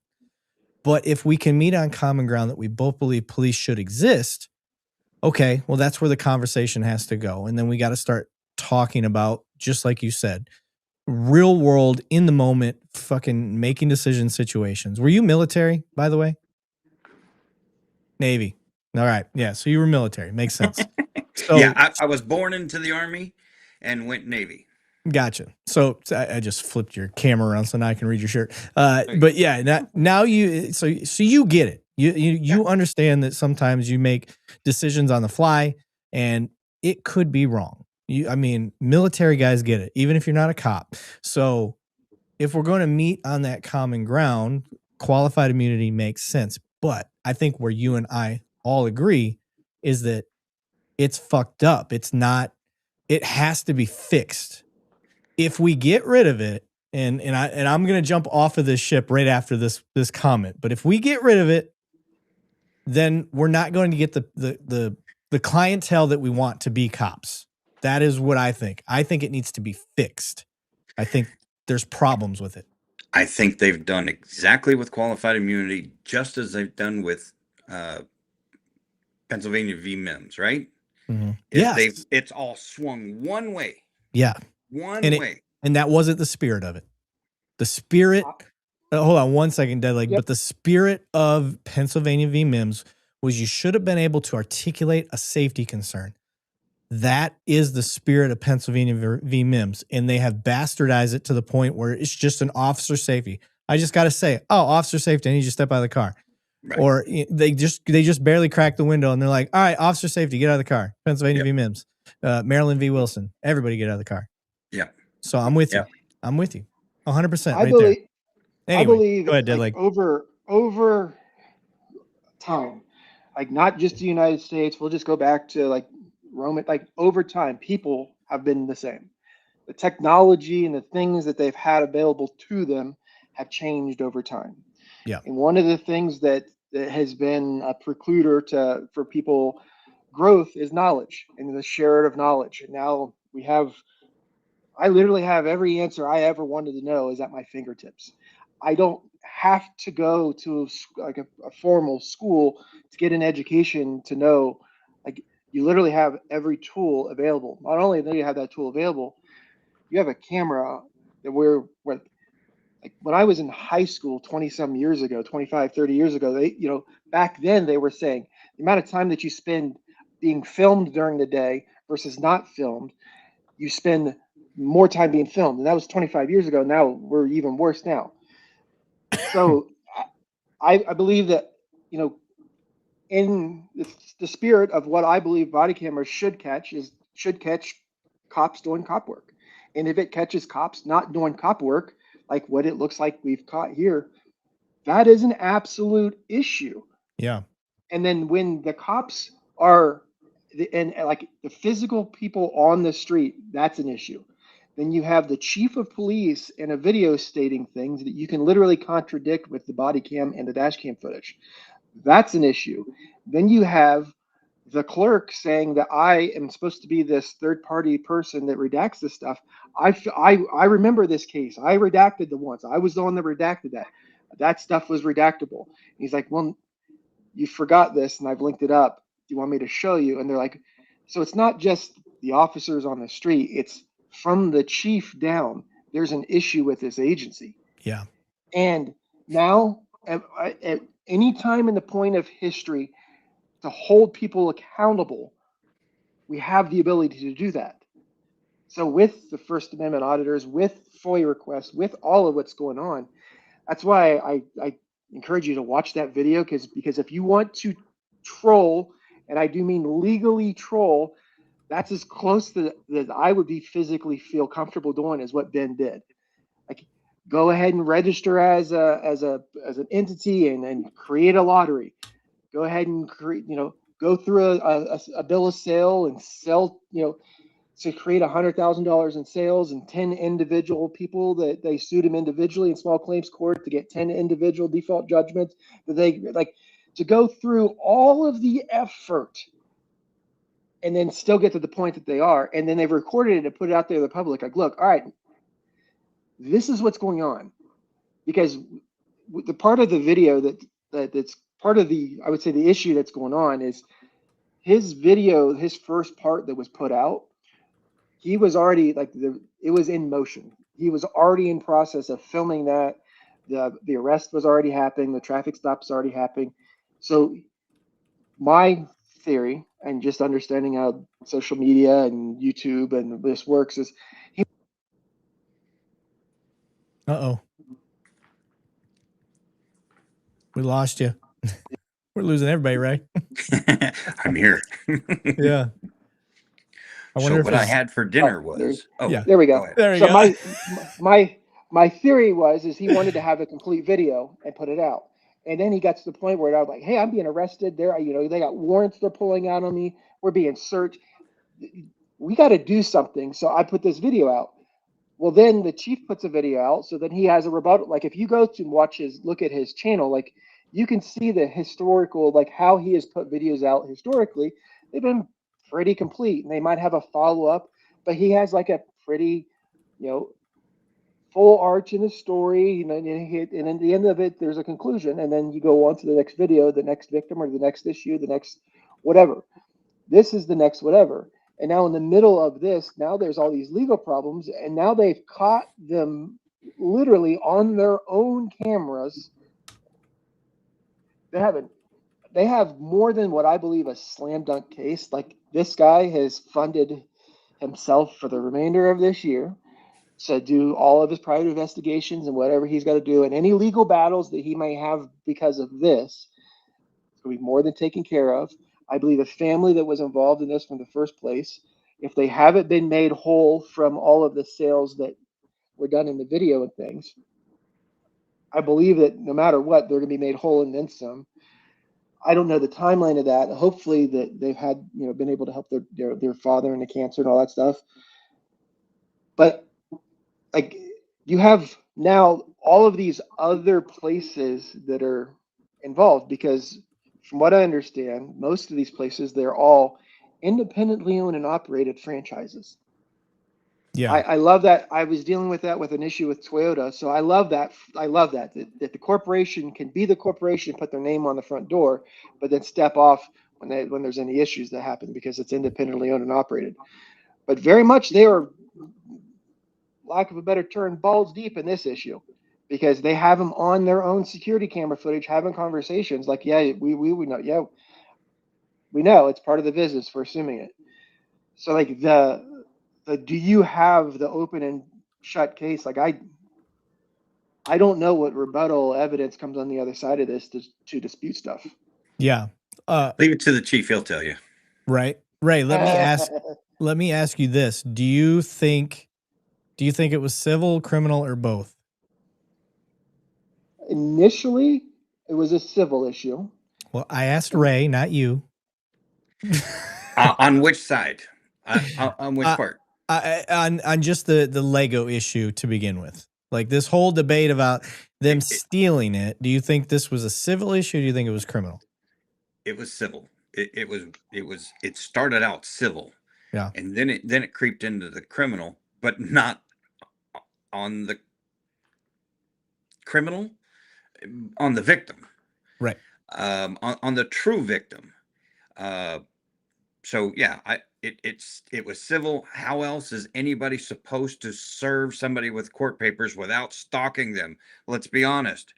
I did process serving for, I don't know, 2 months, whatever, when I was way younger. But I remember having to stalk people to find them, because they weren't just opening up their doors. You had to go find these people. So then, with even realizing that, these guys are trying to serve papers, and why the cop didn't just, you're served, I have no idea. Yeah. Well, he didn't want them. But, I mean, it was civil, and it could have ended right there. Hand the papers to the dude. It's done. He would have packed up, and he would have left. There's no other reason to be there. Yeah. From the police side, and again, guys, I'm not an expert on all the details of this. I literally just started yesterday, last night, and a lot of this morning. So take that with a grain of salt. Yeah.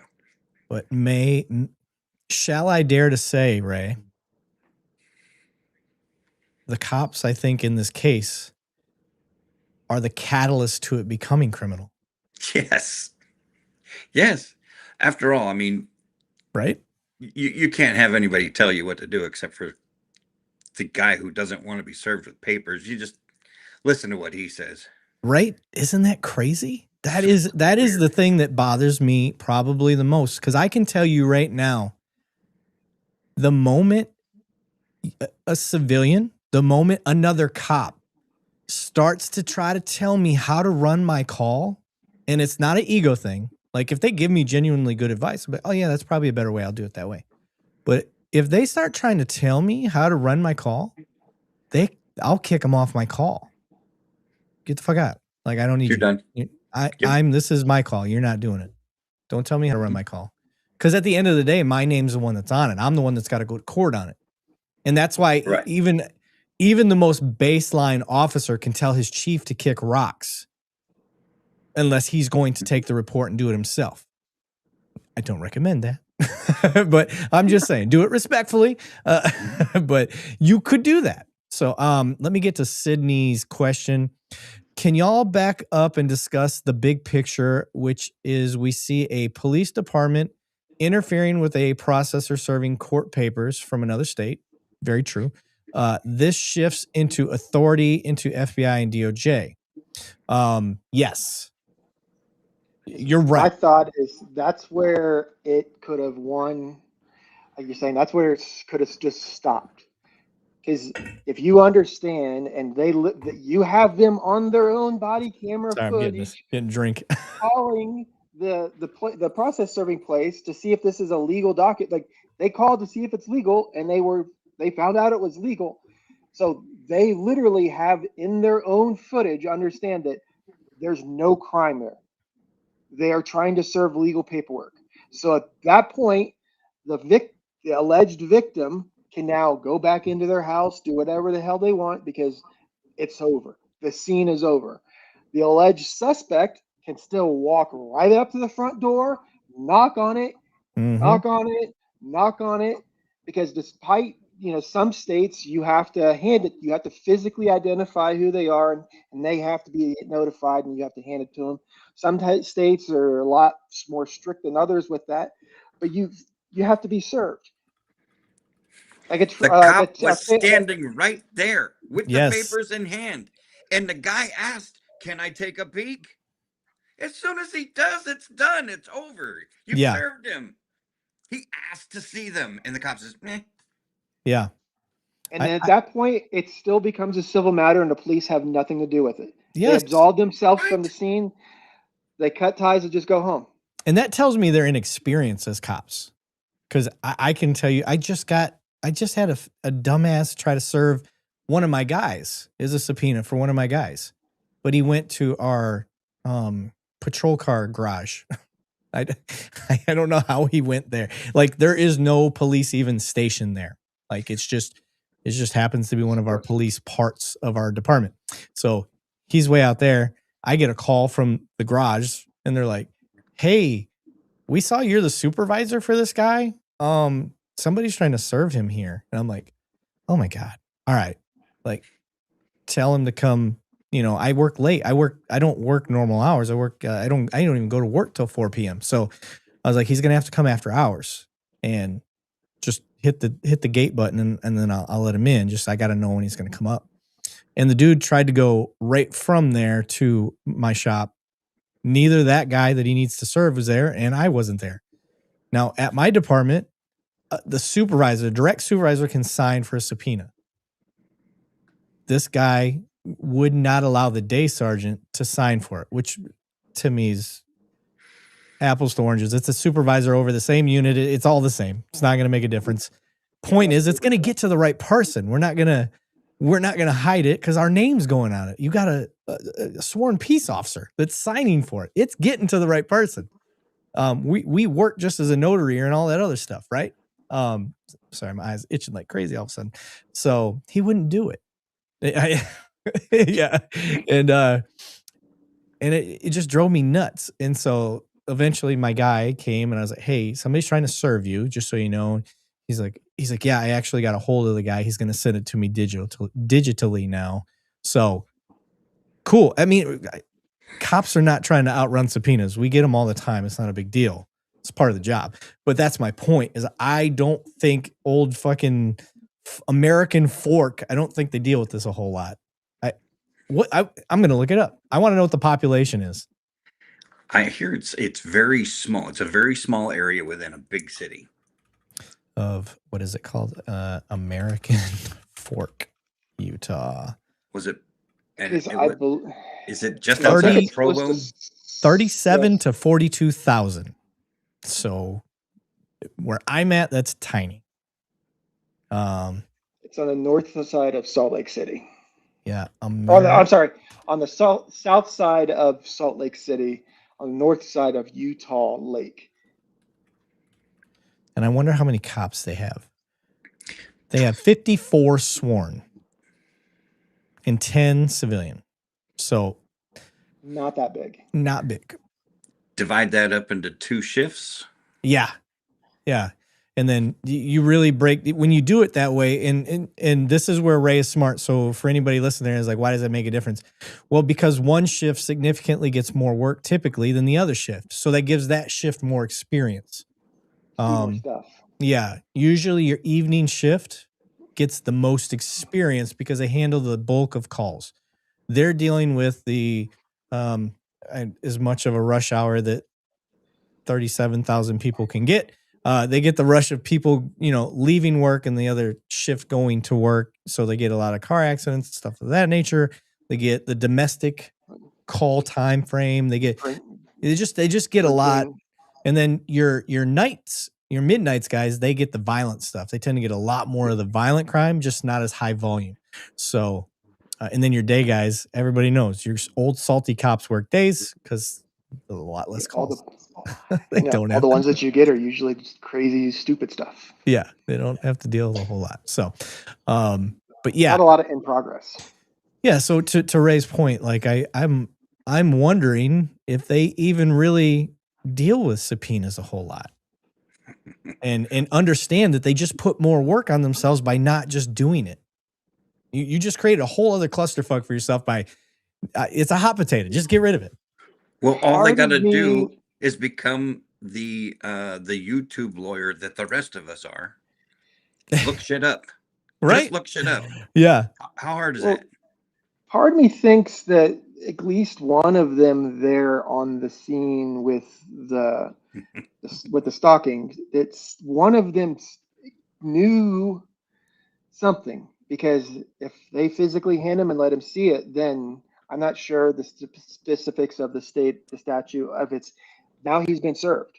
Yeah. I gave it to a law enforcement officer. A law enforcement officer gave it to him. That transition of it's now in his possession. Now it's good. He's served. I don't know if that satisfies that in the state, and if the officer knew or didn't know that, because the guy asked to see it and he goes, I don't know about that, because he asks, "Can I take a peek?" If you're that curious, take a peek. Yeah, in a disguise makes a great point. He's saying that the papers are fake and didn't make sense. If they're fake, just take them. They're fake. It means nothing. And that's a damn good point. Yep. fucking do it. so weird. Feza, I think that's how you say this name. F3ZZA. Feza. Fuzah says, so nearly half the PD swatted them for Legos. Yes. Yeah. Right.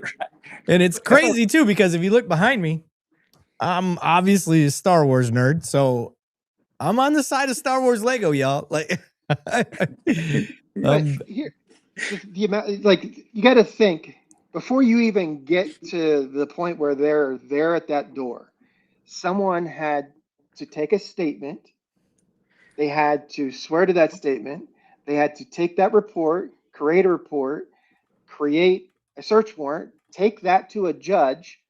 A judge has to look at this and say that everything in there is good to go. A judge signs off on this, hands it back to the police department. The police department now gets however many officers are involved, supervisors involved, their tactical team, however many multi-jurisdiction that they might have to use. If they got to pull somebody else's Bearcat because they don't have one. Yeah. Because there's 55 guys there. You know, they see speeders and people sleeping on park benches. I don't know. But the amount of resources and manpower is being spent to get to the point where you go to do the search warrant, and then you do the search warrant, and you find out it's absolutely nothing. And then we find out all of the other side of this. It's very hard for anybody to objectively look at this and go, because the question I ask is, what piece of evidence would come from the Bricks and Minifigs people, or what piece of evidence, what's the smoking gun that you would see that would be like, okay, I get it. Yeah, I don't know how they got a warrant. Go ahead, Ray. They got a warrant because what they presented was, now I'm getting this from, the civil rights attorney, clearly established. Hey, if those guys say it, you can take it to the bank. Hey, yeah. I'm serious. They got the warrant because the Airbnb owner is friends or is known to one of the officers. And the Airbnb guy says, I heard them talking about stolen Legos. So they take that information and go get the warrant. Oh my God. But it was also said that Ben was taken into custody at that raid. Right. I think all of them were, like 4 people. Right. But yeah. They were, I can't remember exactly, but the point is that they went in there to go get Ben for no warrant, no nothing. The whole reason behind it was they put it as stolen Legos.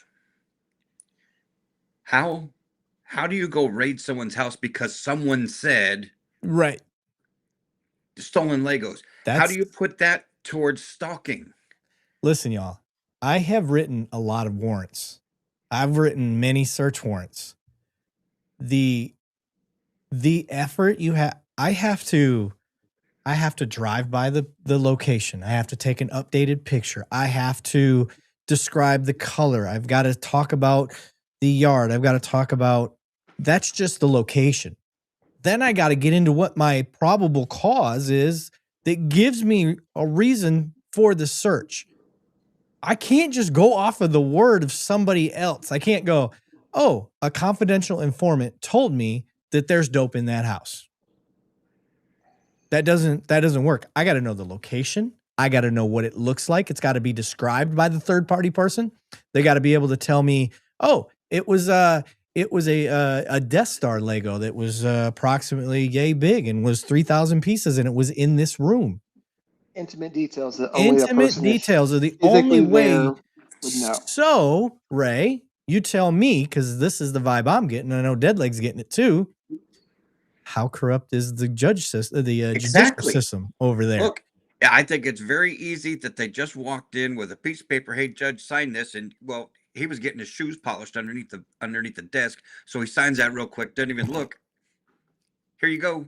Yeah. And I think that happens all the time. I think it happens more often than not. I think it does happen a lot. I'm with you. I do think it happens a lot, especially at smaller departments where everybody fucking knows each other. Yep. I don't disagree.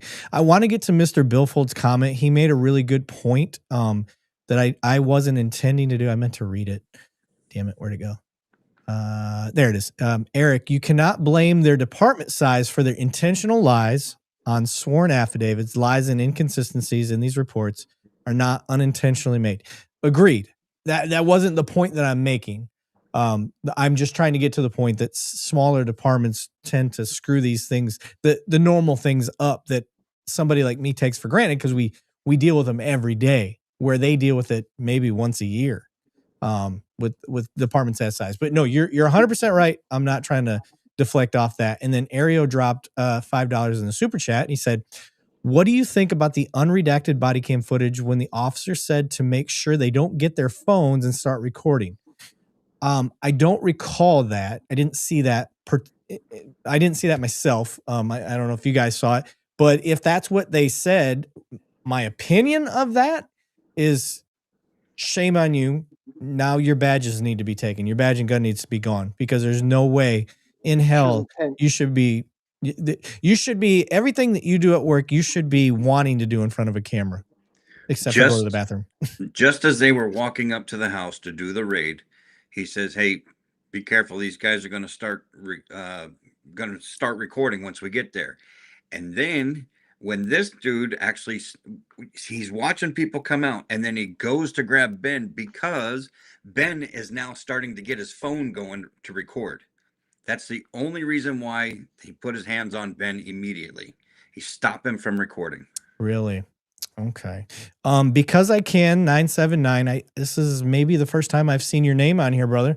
But he did drop $10 in the super chat.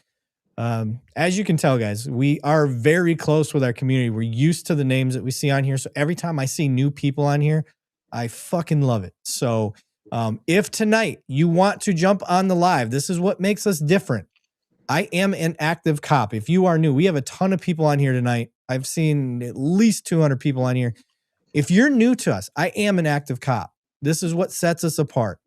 Show me another active cop that's willing to have these conversations, bring anybody and anybody on to talk with us. And I think you will find we are not an echo chamber for police. As you can see, I think, Ray, we're all in accordance on this one, right? I think we all agree that there is way too many red flags that, I mean, I'm not going to claim to be the best detective in the world, but if it smells like a duck and walks like a duck and quacks like a duck, right? It's probably a duck. So too much shit. But let me read because I can 979. Thank you for joining us, brother. And all the money you guys donate to us goes directly back into the show. It doesn't go into anybody's pocket. That's not what we do here. So you directly support the show and the abilities that it can have. So thank you. The B&B raid can be considered religious prosecution because Ben's religious group, Church of Scientology, sucks. It was a church gathering. It's common for churches to raise money like GoFundMe, etc. So that's kind of clever. This is why I like this Ben guy. If you watch the first video, it's an hour and 20 some minutes long. It's pretty clever. Length that he goes to cover his ass to have the no shit. I am right. You are wrong. Here is the evidence in my hand. Dispute it.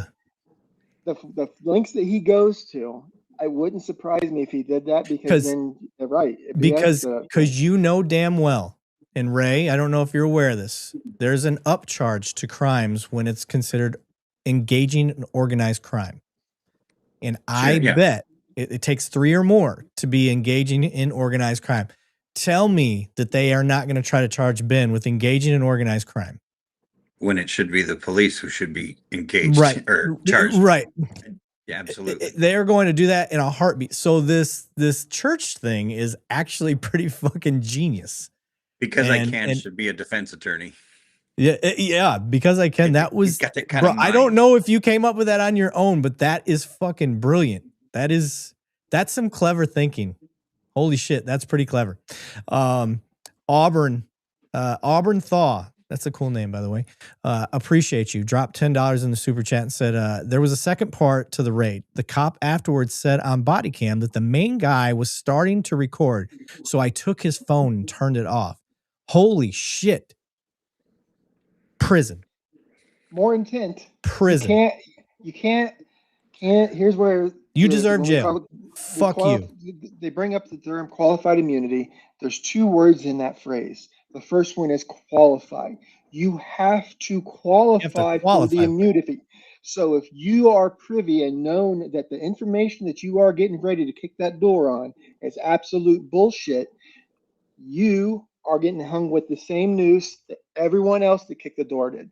Now, if you're some brand new young Joe that just came out of the academy and you don't know any difference, that's where the qualified immunity comes into play.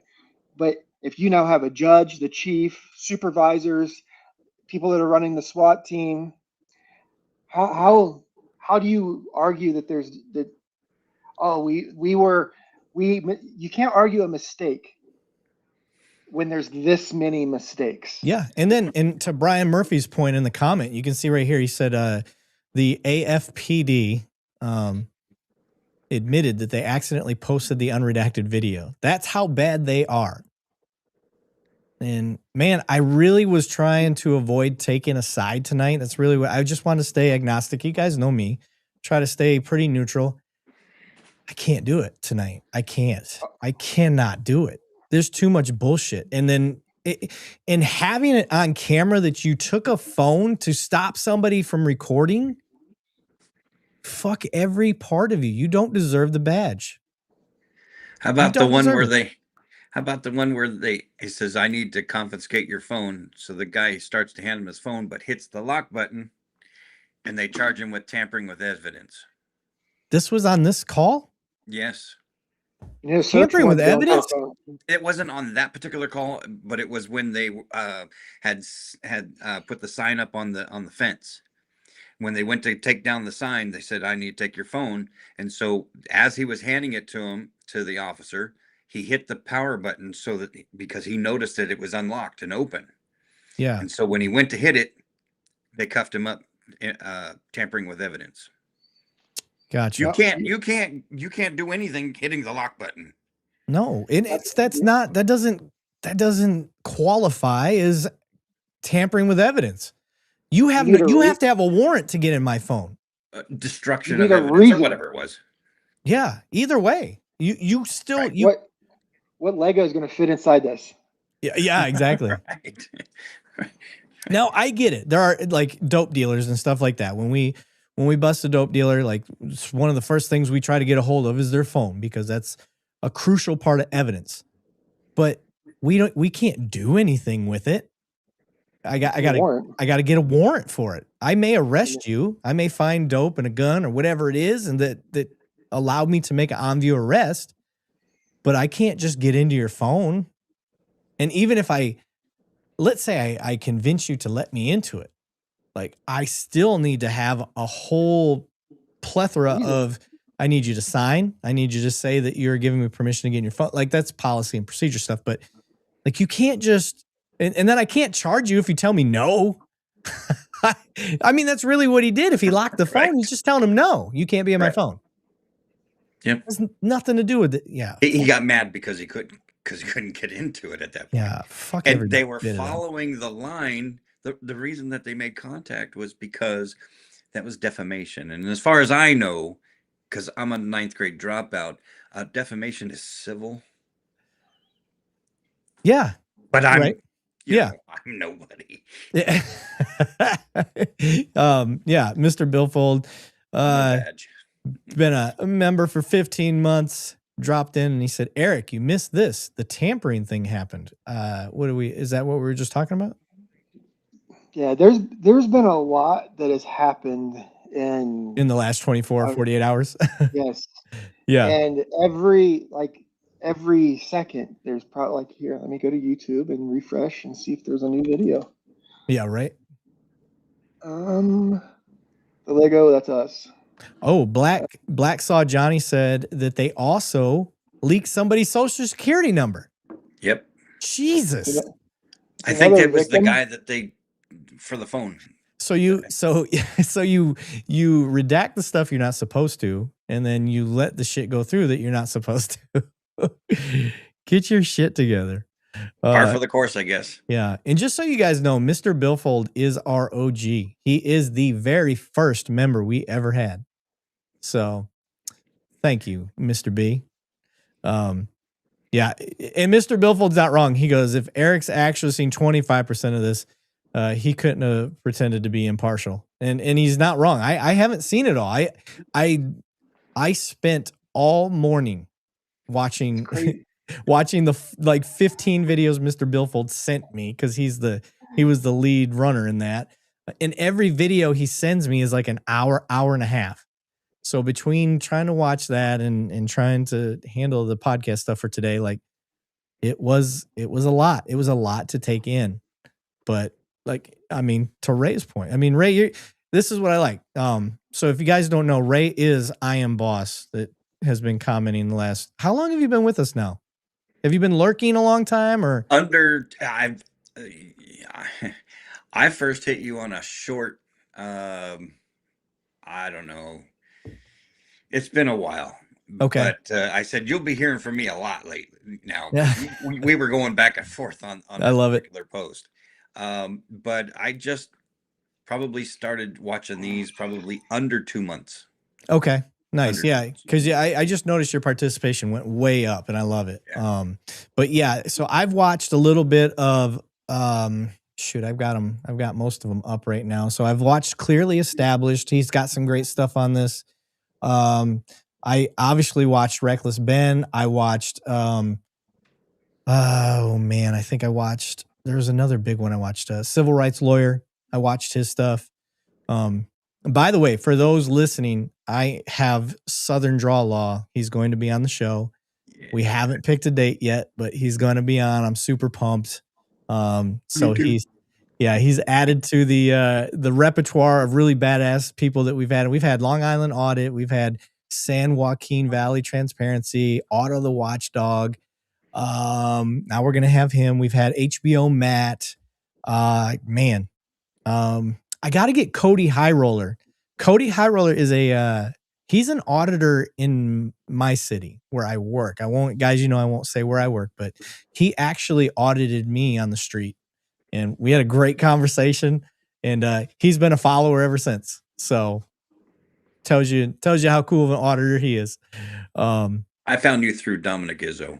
Oh, through Izzo. Yeah. Izzo, great. When you went to his and had a chat or whatever, I think that's when I found you. Oh, nice. Yeah. Dom, I've had great conversations with Dom on the phone.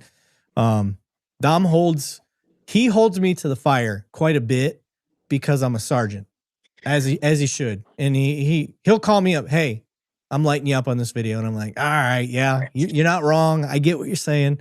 Because he's got a grasp of that First Amendment, doesn't he? Yeah. His freedom of speech. He's got a real strong grasp on that. Well, the thing is he knows I'm limited because I'm still employed as a cop. And that is, listen, I love y'all. I try to do my best. I try to bridge this gap the best way I can without jeopardizing my family. And that's kind of that is the limitations to what I'll do. And you guys know that. When I retire, all the gloves are off. It's gonna be game on. I'm gonna be unleashed. It'll be fun. But for now, this is what you get from me. And I don't think it's Ray. You tell me. Is it that bad? No, it's not terrible. No, not at all. Not at all. I think we're doing all right. Yeah. The 40-year-old gamer. God, aren't we all? He said, I wish the Mormon Church would just come out and denounce all of these people and somehow redeem themselves, because I'm legit scared of them being in positions of power after this.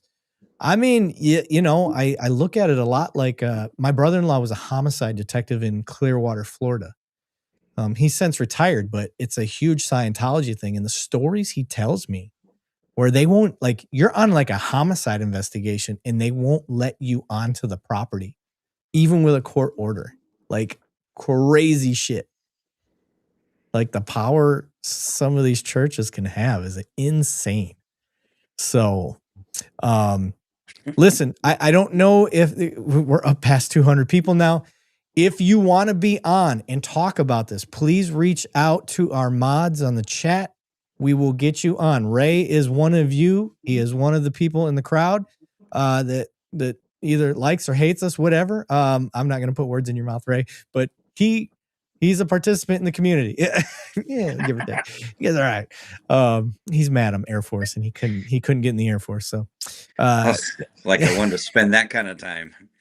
Bro, I'll give you the honest to God truth. Why I didn't pick the Navy is I'm afraid of swimming. Yeah. I chose the Navy because of the uniform. They do have badass uniforms. The one that I would never want to wear is the white one that y'all have, though. That it's looks absolutely horrible. That's what I heard. I heard it's a nightmare. I forget. We have one called the ice cream man. That's the one between the dress and what at the time was dungarees. Let me date myself. But that's the one where you look like the ice cream man. Yeah. I hated those. Yeah. Hated them. Love the winters. Real quick, the Don Dunpeel said, have you watched any Cop Talk Live with Dominic Azo? He can be a little harsh at times. He's a former officer. I don't know if you know this, Don. I won't hold it against you. Dom and I are friends. We text on the phone. We talk. I let him know when I'm going to mention him in some of his videos that he puts out. But yeah, we're buddies, and I think he's good people. I don't always agree with everything he says. There's some things that we disagree on for sure, especially when it comes to women in law enforcement. But I mean, we're never going to, guys, if your expectations is we're going to agree on everything, this probably ain't the place for you, because we're going to disagree.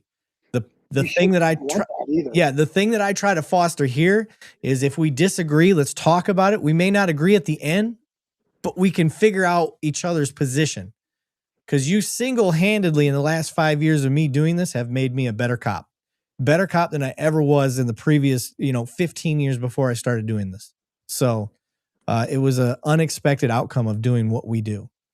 But yeah, if you guys want to get on here, please reach out to our mods in the chat and jump on, and we will start talking about this case. We're going to stick to the Lego case, but jump on and let us know.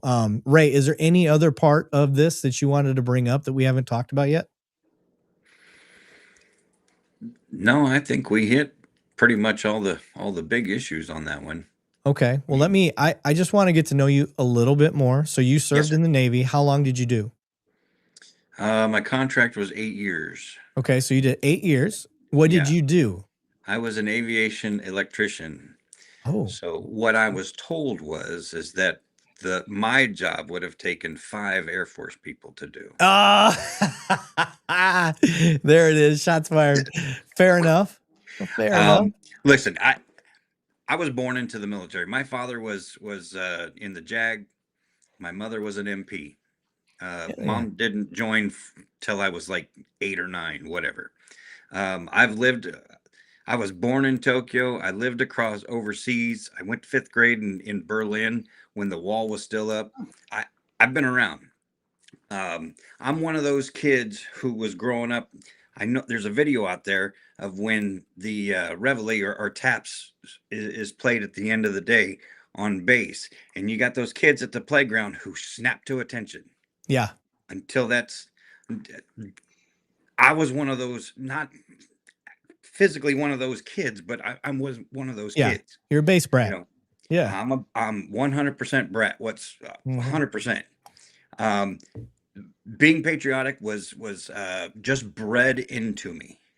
I don't care blue or red.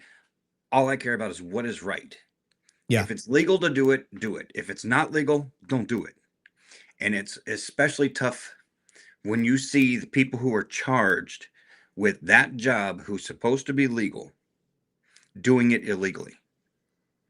I believe, when the government comes down on you, whoever comes down on you and does it illegally, as far as I'm concerned, it's treason. There's only one penalty for treason. That's why you like Izzo.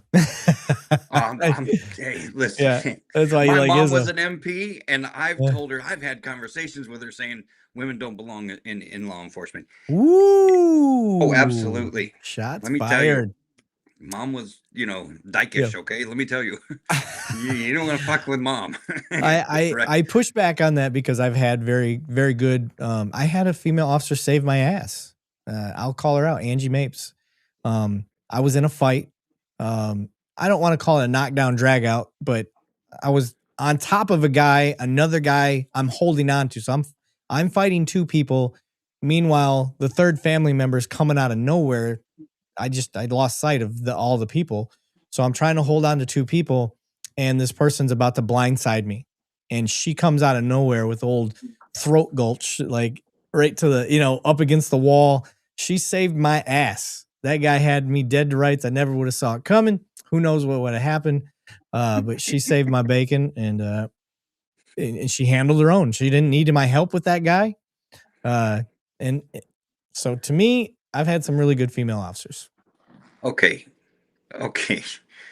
But I think to that point is what I have seen, have seen women have to seem to overcompensate to make sure that, you feel tough, make sure that you feel like you're in charge. Listen, some 5'2", 100-pound woman wants to come up to me and just, start bullying me around like some police do. I asked for a cop, not a kid. Yeah. Back the fuck up. Let's wait for the real police to show up. I'm sorry. Let's wait for the real police. I'm not against women. Absolutely not. Absolutely not. Like I said, mom was an MP, but my goodness. Not everybody, just because you have two legs doesn't mean you should be a cop. Fair. But this is where I'll push back slightly and maybe Deadlight can back me up on this. Us as male police, we kind of push females to that point where they have to go above and beyond to prove themselves because we don't give them the time of day and we don't give them the acknowledgement. So they do overcompensate for the positions that some of us male officers put them in. Instead of just giving them the respect that they're just another coworker, they get treated like shit until they prove themselves. And whose fault is that? That's kind of our fault. The thing about it is, I think the middle ground is you have to be physically fit and able to. You have to be trained physically fit and able to do the job. If you're unable to physically do the job, depending on if you're 6'7", 350 pounds, or you're 5'2", 200, like it doesn't matter.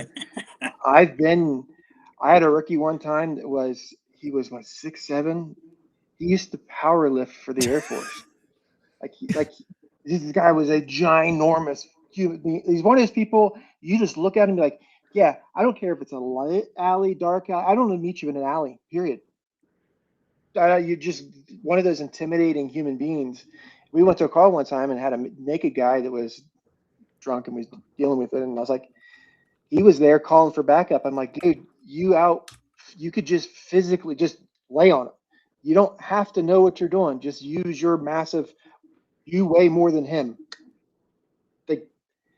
But on the other side of it, I had a guy that I worked with, he was super tiny, but he just knew his jujitsu. And if we got into a physical altercation, I wanted Shane to show up because everyone knew, like on the cop side of it, we knew that Shane didn't fuck around. But on the people that we were dealing with side of it, they always looked at him as like, oh, there's this tiny guy we can just do whatever we want with. And Erik will tell you, and if you guys know, if you know how to do jiu-jitsu, it doesn't matter how big or small you are. If the guy that you're messing with or girl you're messing with doesn't, you can physically embarrass them. Yeah, you do have a huge advantage, but you're one shot away from being knocked the fuck out. You still have that. But my thing is if you're a badass, you're a badass. Okay, but you got to have a reason to be a badass. And I'll tell you, the badge is not the reason you want to show up with for being a badass. Fair. This is fair. That's a fair point. 100%. I'm trying to get back to the American Fork situation here. Justin said, honestly, the problem with the situation in the American Fork is that it was a club where everyone was connected to their church. The BAM bricks and minifigures and minifigs. Yeah, yeah, okay. I'm like, that confuses me. The bricks and minifigs guy was treated like royalty because of, yes, we kind of touched on that, but yeah, let's go back to that.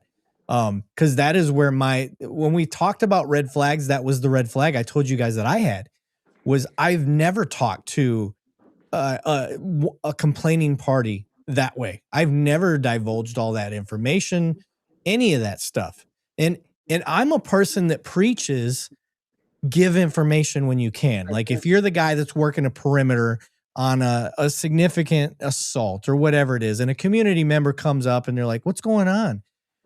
Don't secret squirrel them. That's my big push that I tell cops all the time. Quit secret squirreling people. I can't talk about it. Yes, you can.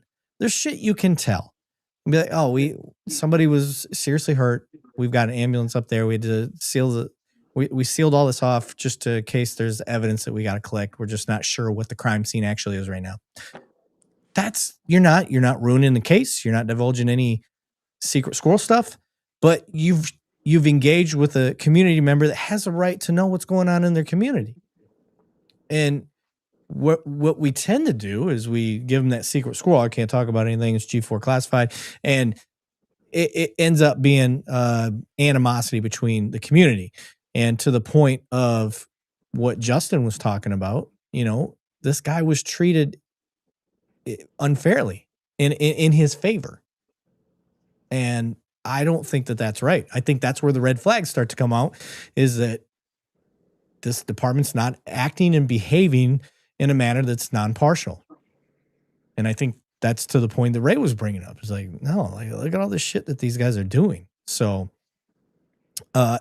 Wade said, he's got cauliflower ears, going to taser. You're not wrong. Listen, I've been doing jiu-jitsu since 2006. If that guy squares off and I see cauliflower ears, yeah, I'm going to taser. That's a smart move right there. That's the name that's seen a few things. I'm not trying to show whose belt's better. Perry said he's out. Good night, Perry. Appreciate you, brother. Yeah, I'm looking through the comments right now. B the One Love says the American Fork PD needs to be investigated by an out-of-state entity for corruption. I think the FBI would be a good start. I agree. Have the FBI investigate them. Let the chips land where they will. If they were honestly just idiots, I would rather find out that they were just idiots. But if there's some corruption there, then we need to drain the swamp. I don't think the FBI and the DOJ have enough people to cover all the corruption that's available. I mean, we're not just talking American Fork. No, but I mean, there's never been this easy. There's never been this easy of evidence just laid out. Right. So low hanging fruit, Ray. Low hanging fruit. Let's fucking pick it. Right. I'm not gonna get picky. I just let's fucking get these guys. Let's start. This is an open and shut case. Yeah, this is one of the few. Because the other thing is either because once you get the judge involved and you have a warrant, that's where you start to be okay. How big of a circle? How bad is this? Because if we have the exchange of information to get to where we're at a traffic stop or to take, if we get to that point initially, okay, I can kind of understand maybe that one incident in itself, but then you get this warrant and you have this raid and you're detaining more people, and then you have another traffic stop, and then you're releasing information and you're saying hey, it's because they ran a stop sign. They ran a stop sign. We just did a traffic stop, ran a stop sign. Except the dash camera doesn't show them running a stop sign. Yeah. It's not like, hey, it's a blue truck and you showed me a light blue truck. It's like, hey, it's a blue truck and there was a red car. Two different things happened and they were the complete opposite of each other. And that one thing is the first straw, and it comes from the chief of police. Yeah. Then you have all the people that were involved in the raid, all the people that were involved on either one of the traffic stops. You have the judge now. Where does this outside influence onto this agency that shouldn't be a thing at all is a problem? And they've influenced how many people, have been influenced by this outside thing because of the connection to the church.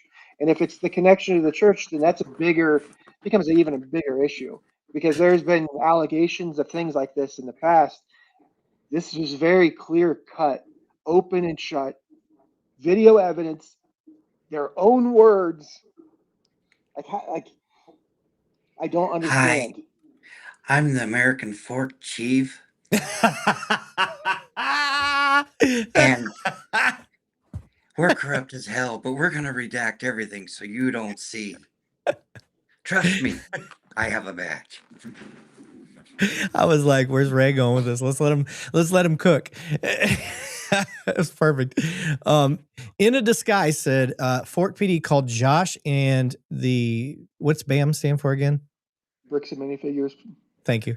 After the raids and other arrests, informing them of the situations while at the scene. And that is a problem with me. That is if that is true, and you've got evidence of that, that is undeniable fact that they were on the side of this person and they're giving favorable attention to one side or the other.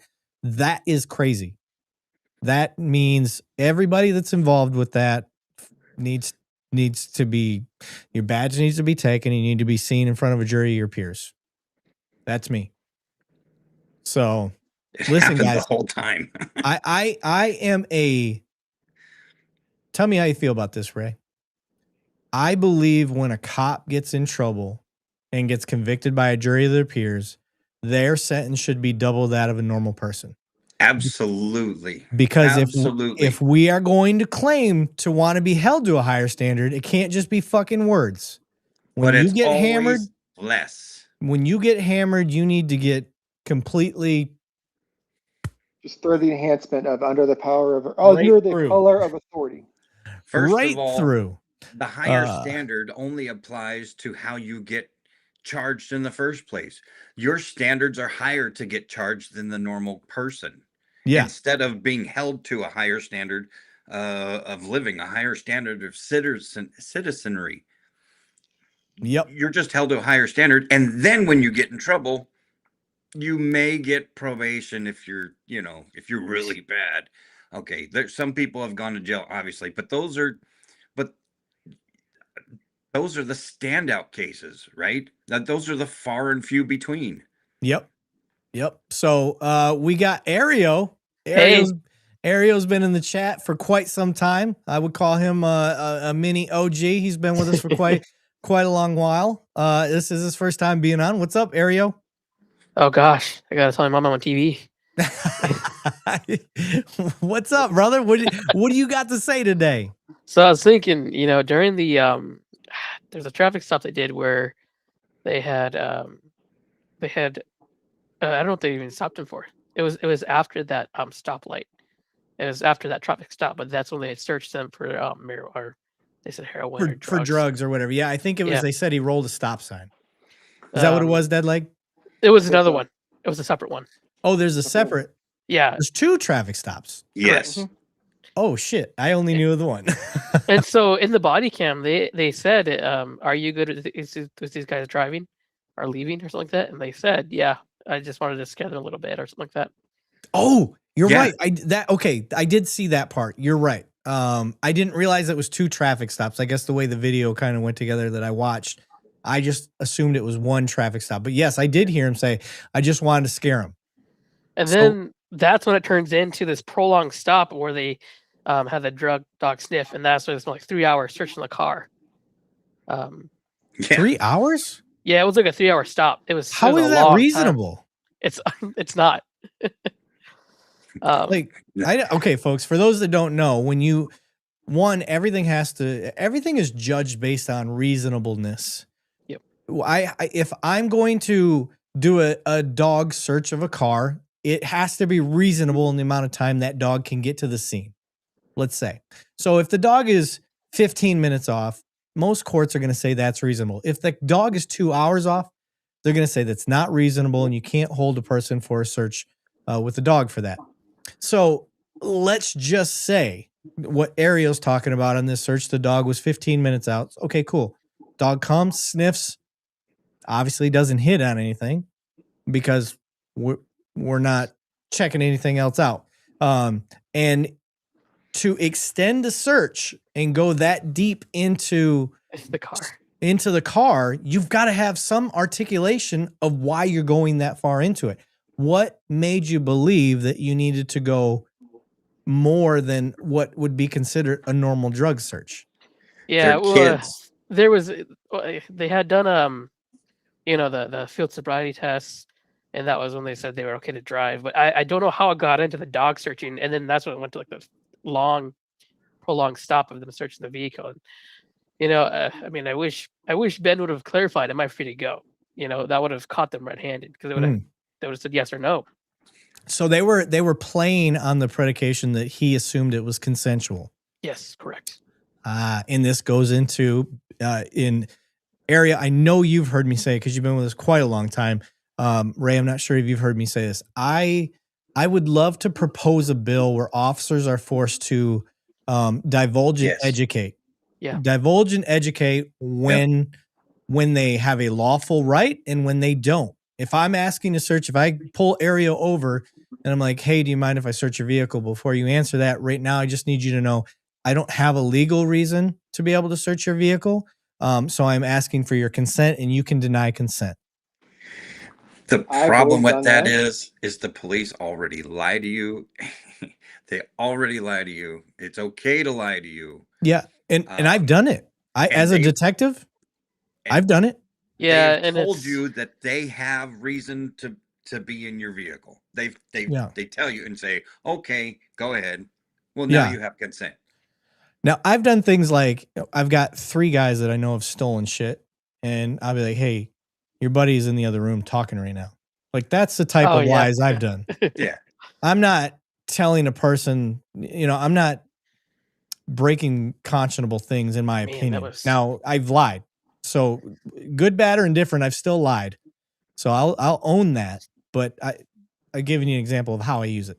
So it would help because, in the stop and identify states, they just need a lawful reason to detain you. And correct. And they couldn't tell you a thing. They just tell you you're detained.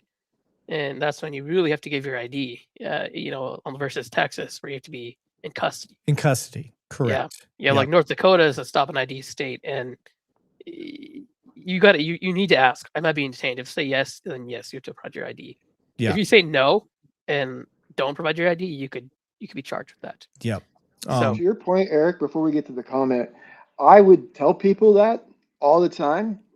And then I would get every now and then like, are you trying to trick me? Or like, oh yeah, you can, and sometimes I would, I'd say, hey, no, I'm not trying to trick you, or, hey, this, you can get in this. Like I would, because a lot of times what I have found is a lot of use of force became an issue because they didn't know what was going to happen next. Or I thought I was going to go to jail, or I thought I had a warrant, I thought I had this, so my practice was if I just divulge information as much as I can to let them know what's going on as much as they can without, tipping my hand in a card, if I were doing a case or whatever, but keep them in the loop. Yeah. Let them know, hey, this is going to take like 10 minutes, 15 minutes. Let me get you out of here. If not, I got to wait and get a drug dog to get out here. Like, I don't have a drug dog on tonight, so I got to see if I can get one from another agency. Then that's going to take a few minutes. So we got to wait for phone calls. I don't want to, I can be just overly, just tell them, like, look, I don't want to tie you up. I do want to search your car, but I don't have a legal reason to do so. Yeah. If you want me to go through the legal reason way, it might take a little bit more time. But if I have to figure out if I have the legal reason to detain you, or if I have the time to detain you. But if it's going to take me 2 hours, I don't have a legal reason to detain you for 2 hours if I don't have my suspicion. If it's a 3 hour, is that what you said it was, Ariel? 3 hours? Well, it started off with it was, I think, an hour of them doing the field sobriety tests, making sure they're okay to drive. That's when you heard that recording of them being, just wanting to scare them. And somehow it evolved into a drug sniff of the dog alerted in the car. Yeah. And then that's when it evolved into the whole search of the car. And I mean, it was pretty bright outside. And at the end of it, it was dark. You could see the reds and blues are flashing pretty bright. And it was, pitch black outside. It was a long stop.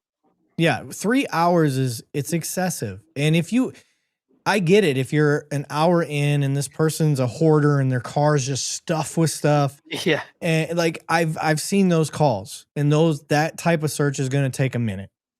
But articulate it. You can articulate that. But if I'm an hour in and I've got 0 to go on, it's done. I can't just keep extending it. If I've got nothing leading me on to, that next breadcrumb, so to speak. There's no breadcrumbs. You're inventing breadcrumbs and just creating a fucking loaf out of nothing. If you're dealing with kids who don't know their rights, who don't know the law, you can fully exploit that to the fullest. Yeah. Well, That's I guarantee exactly what they did. That's what these heroes did. Yeah. I guarantee this kid comes out of this. I mean, you think he's a force to reckon with now? Wait for the lessons of this to hit this kid. He's going to be a nightmare to other departments. Like I said, the biggest thing that he should have done is, am I free to go? Mm-hmm. That's clearly they have to answer the question. If they don't, well, then it's considered a de facto arrest. Yep. I want to. We've got a shitload more people on than we normally have, so I want to take a little pause and thank everybody that's on tonight. Appreciate it. Obviously, this was a fun topic for everybody who wanted to get involved. I am an active cop. If you guys don't know that, I am a cop in, we'll just say, North Texas. I don't talk about where I'm from, just for general orders. I don't want to get fired for my job, y'all. But this is not a cop echo chamber place. We have real discussions here. We are trying to improve policing, whether that be calling out bad cops or highlighting good. And I will say that for all the new people that are here, we really appreciate you being here. If you like what we're doing, I don't do this often. You can ask Ray, you can ask Ario. If you like what we're doing, please hit that like, subscribe, follow stuff. It really helps us out. It really shows us and gives us feedback that we're doing the right thing. So go ahead, Ray. Hey, mom, hit subscribe. Yeah. Subscribe, Mom. Exactly. I always feel like a little teenage kid saying that shit. But you have to, because people get so invested in the conversation, they don't think about it. Like, oh yeah, you're right. I didn't That's do true. that. I just got Yeah, because it'll be there for next time. Yeah. When they get done with their lawsuit, the boat that they get, whatever the one they get, they should name it the American Fork. They should. That is priceless. Yeah. That would be funny. What is the name of his channel again? Reckless Ben, right? Reckless Ben. Yeah. That would be funny as shit. He reminds me of Ben Shirley, or there's another guy I can't. Tommy G is another guy that does videos on it.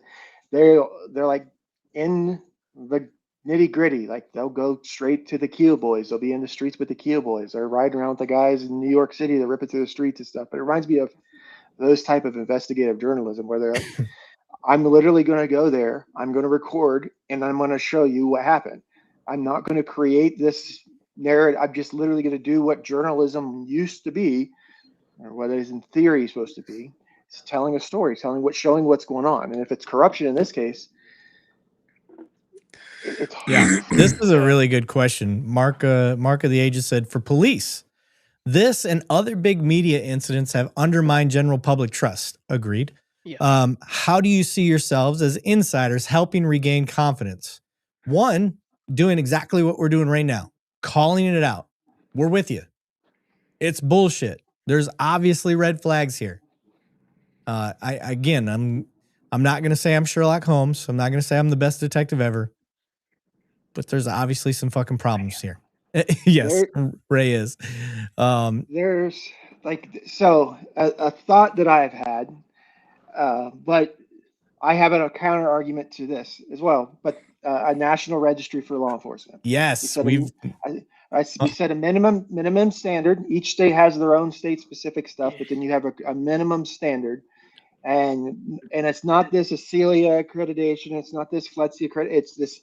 The civilian law enforcement, this is a minimum standard, and you either meet the standard or you don't. And counter to that, if you're the law enforcement officer and you're hired in an agency and you get caught doing something like this, not only do you get fired from this agency, you get pulled from the registry.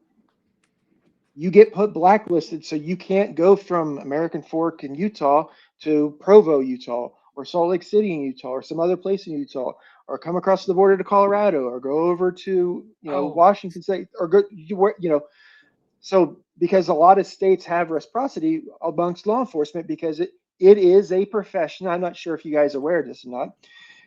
Last couple of years, there's been a lot of eyes on law enforcement, and it's a job that there's hard to get qualified people. It's hard to get the people that you want to do the job to apply.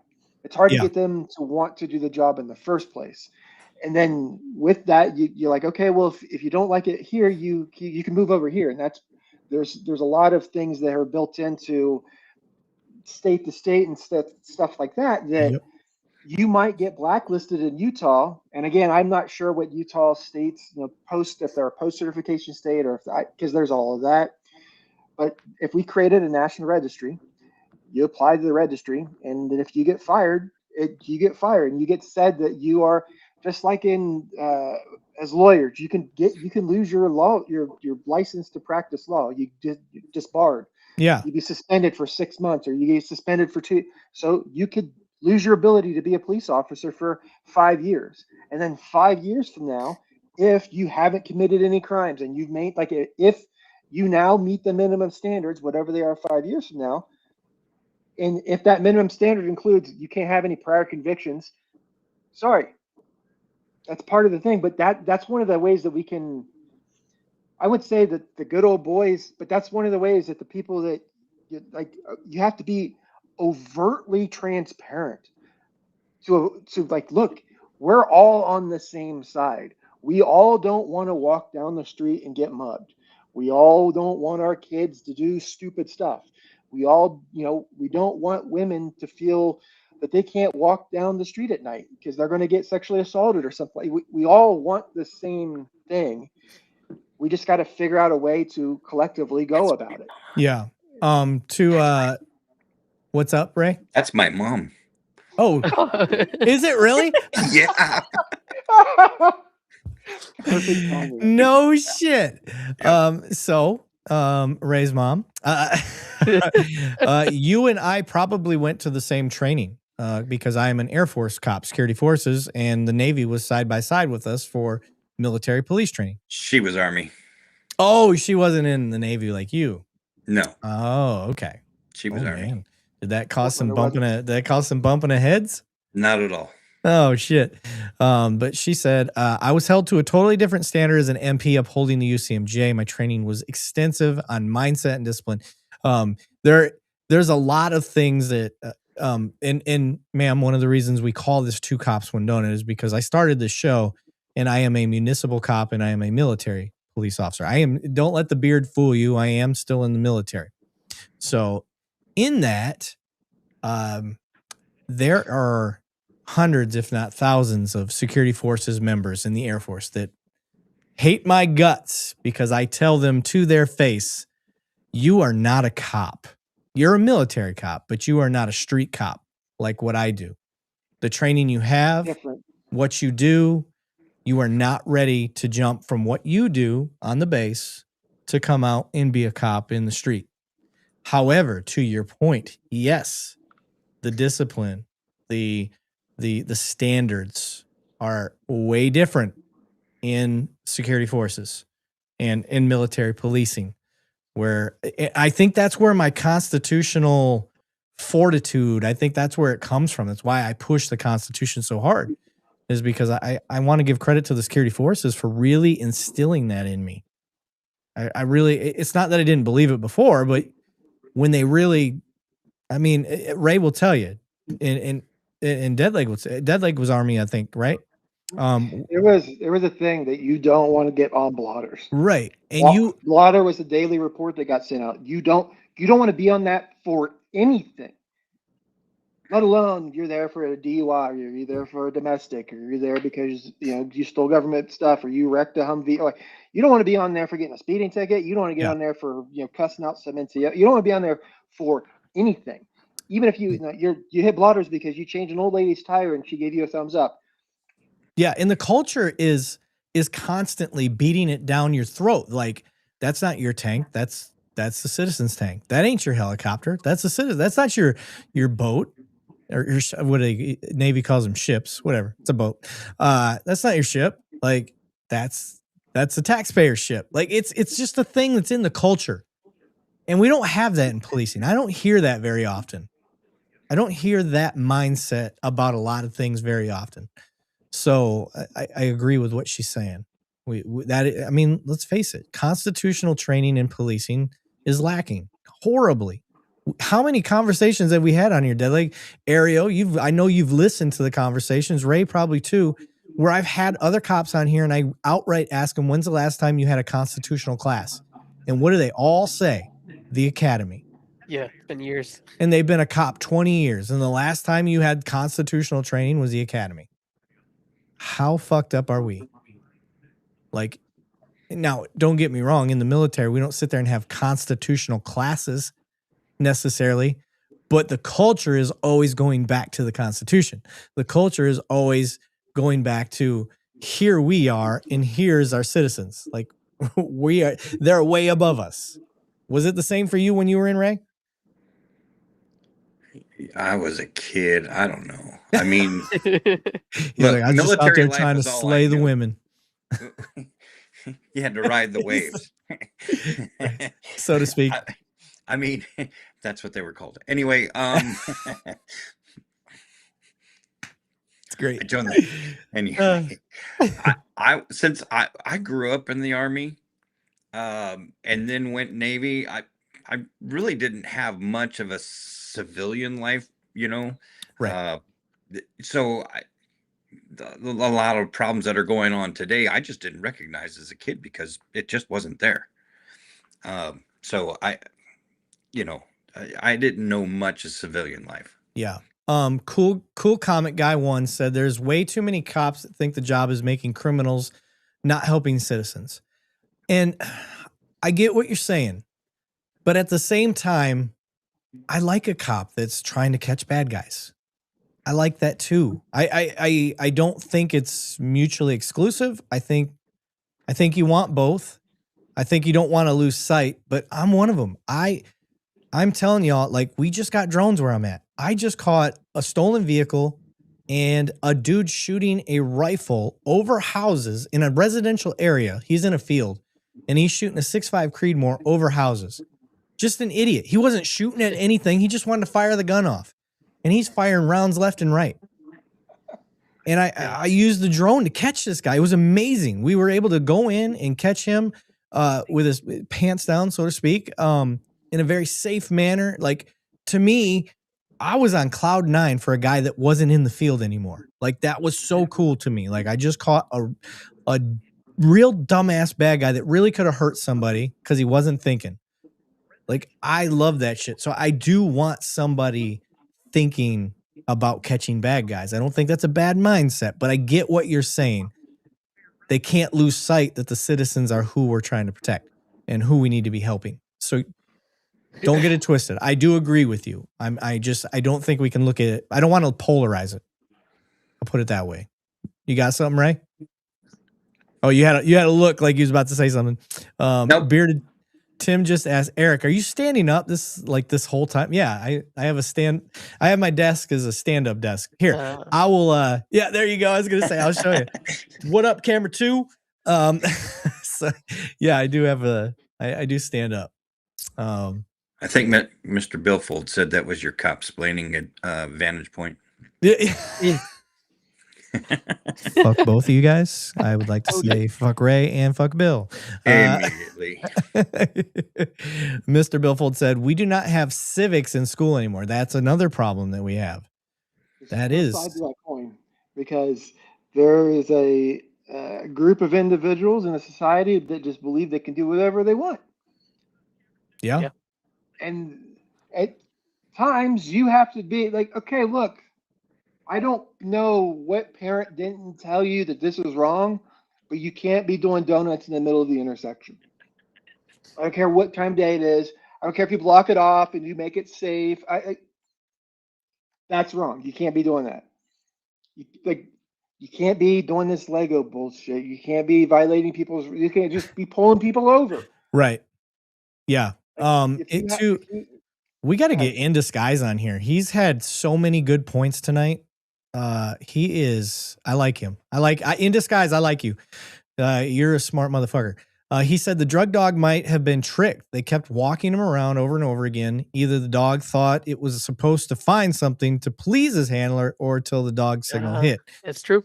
And I think Ray's losing signal on us. I wasn't canine myself, but I had a canine assigned to our shift almost every shift. So I usually had a traffic guy on shift. So when we had accidents and stuff, we could send them out. And I usually had 1 or 2 dogs on shift. So the way that they have to work their dogs and keep things, to keep that legality and keep them the middle, the impartial, they can't just be completely walking them around all the time. They can't be like, if this is the case and it's on camera, then that officer and that canine now just open themselves up the litigation for any and all other cases that they have, anybody's been a defendant of that has nothing to do with this. Yeah. Because if they're leading that dog on this case, what did they do on the other cases? Yeah. I want to read Wade's point here. He said, Eric, it is by design the government wants you to be puppets. That's why you get qualified immunity. If all cops truly knew the Constitution, arrests would almost disappear. I don't know that they would almost disappear. I mean, false arrests. Yeah, maybe bad arrests, but no, there's a lot of dumb people doing a lot of dumb things, more often than you know. So there was a man cutting our internet service lines because he thought the government was spying on him. See, there you go. yeah, he was outside in the little boxes. He just cutting all the fibers. Oh, the amount of work you got to do to fix that. Yeah. Mr. Dilligaff, which is a fun name, 1980, said, that's absurd that the police aren't required to have continuous education. I have to as an electrician, and if I don't follow code, I could kill people, but LEOs aren't required to? Ridiculous. They are. We do have continuous training. I will say, at least where I'm at, I can't speak for all departments because the more I think all departments do the same shit that I'm doing, the more I realize they're not. But where I'm at, let's just say there's over 1 million people. There's over 1 million calls a year. I am very blessed at where I'm at with the training I get. I get a lot. I get more training than I want to do. Let's put it that way. I get training, mandatory training that I have zero desire to do because it doesn't have anything to do with what I do. So that's my problem. I have to deny training. To the point is it's the type of training that bothers me that we don't have. There's Ray. Your Wi-Fi gave out on you, brother. Hey, hotel. But the continuous training that surprises me to the point that probably surprises you, Dilligaff, is we don't have constitutional training. Now you'll get case law updates, but I mean, tell me how much you really looked at case law updates as a patrol guy. So I actually did. I did too, but I'm saying overall, the majority of cops don't. Nope. They don't give a shit. We would have if there's a big case that came down, sometimes they send a memo down. But I had a guy that I met was an investigator, an agent with CID, and he would check weekly, and we would send emails back and forth weekly, and he would highlight big stuff and when stuff would come out. So some people do it, but it's not the more and more that I've done the podcasting over the years, I thought that I was in an agency, or I thought the place that I worked maybe could have done a lot better with things. And then when we start talking, come to find out that we were doing absolutely amazing on things that we didn't even know that other places didn't even know that we were doing. So that's why there's this, like we were talking earlier about, I don't know if there's create a minimum standard for nationwide, but then you don't want to tie that to government money. You don't want to tie that to you could tie the training to funding and funding to training, but then you don't want to start doing that because then people are just sending people through it just to go through it, just to have the numbers and stuff like that. So it's one of those where this is one of those cases, and this is one of the situations that somewhere in that leadership, with be it a mayor, be it a district attorney, be it someone in that agency within them that has the ability to take an objective look at this and go, hey, we are about to eat it big time. We need to stop this, cut this off, and just now they're in damage control.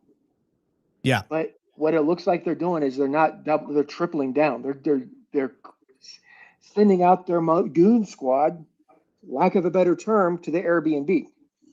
Yeah. It's hard to argue the other side. That's why I keep asking, what would be a piece of evidence that the police show, or what would be something that they have that would change my tune? What would be some massive piece of evidence? And I don't know. So could be.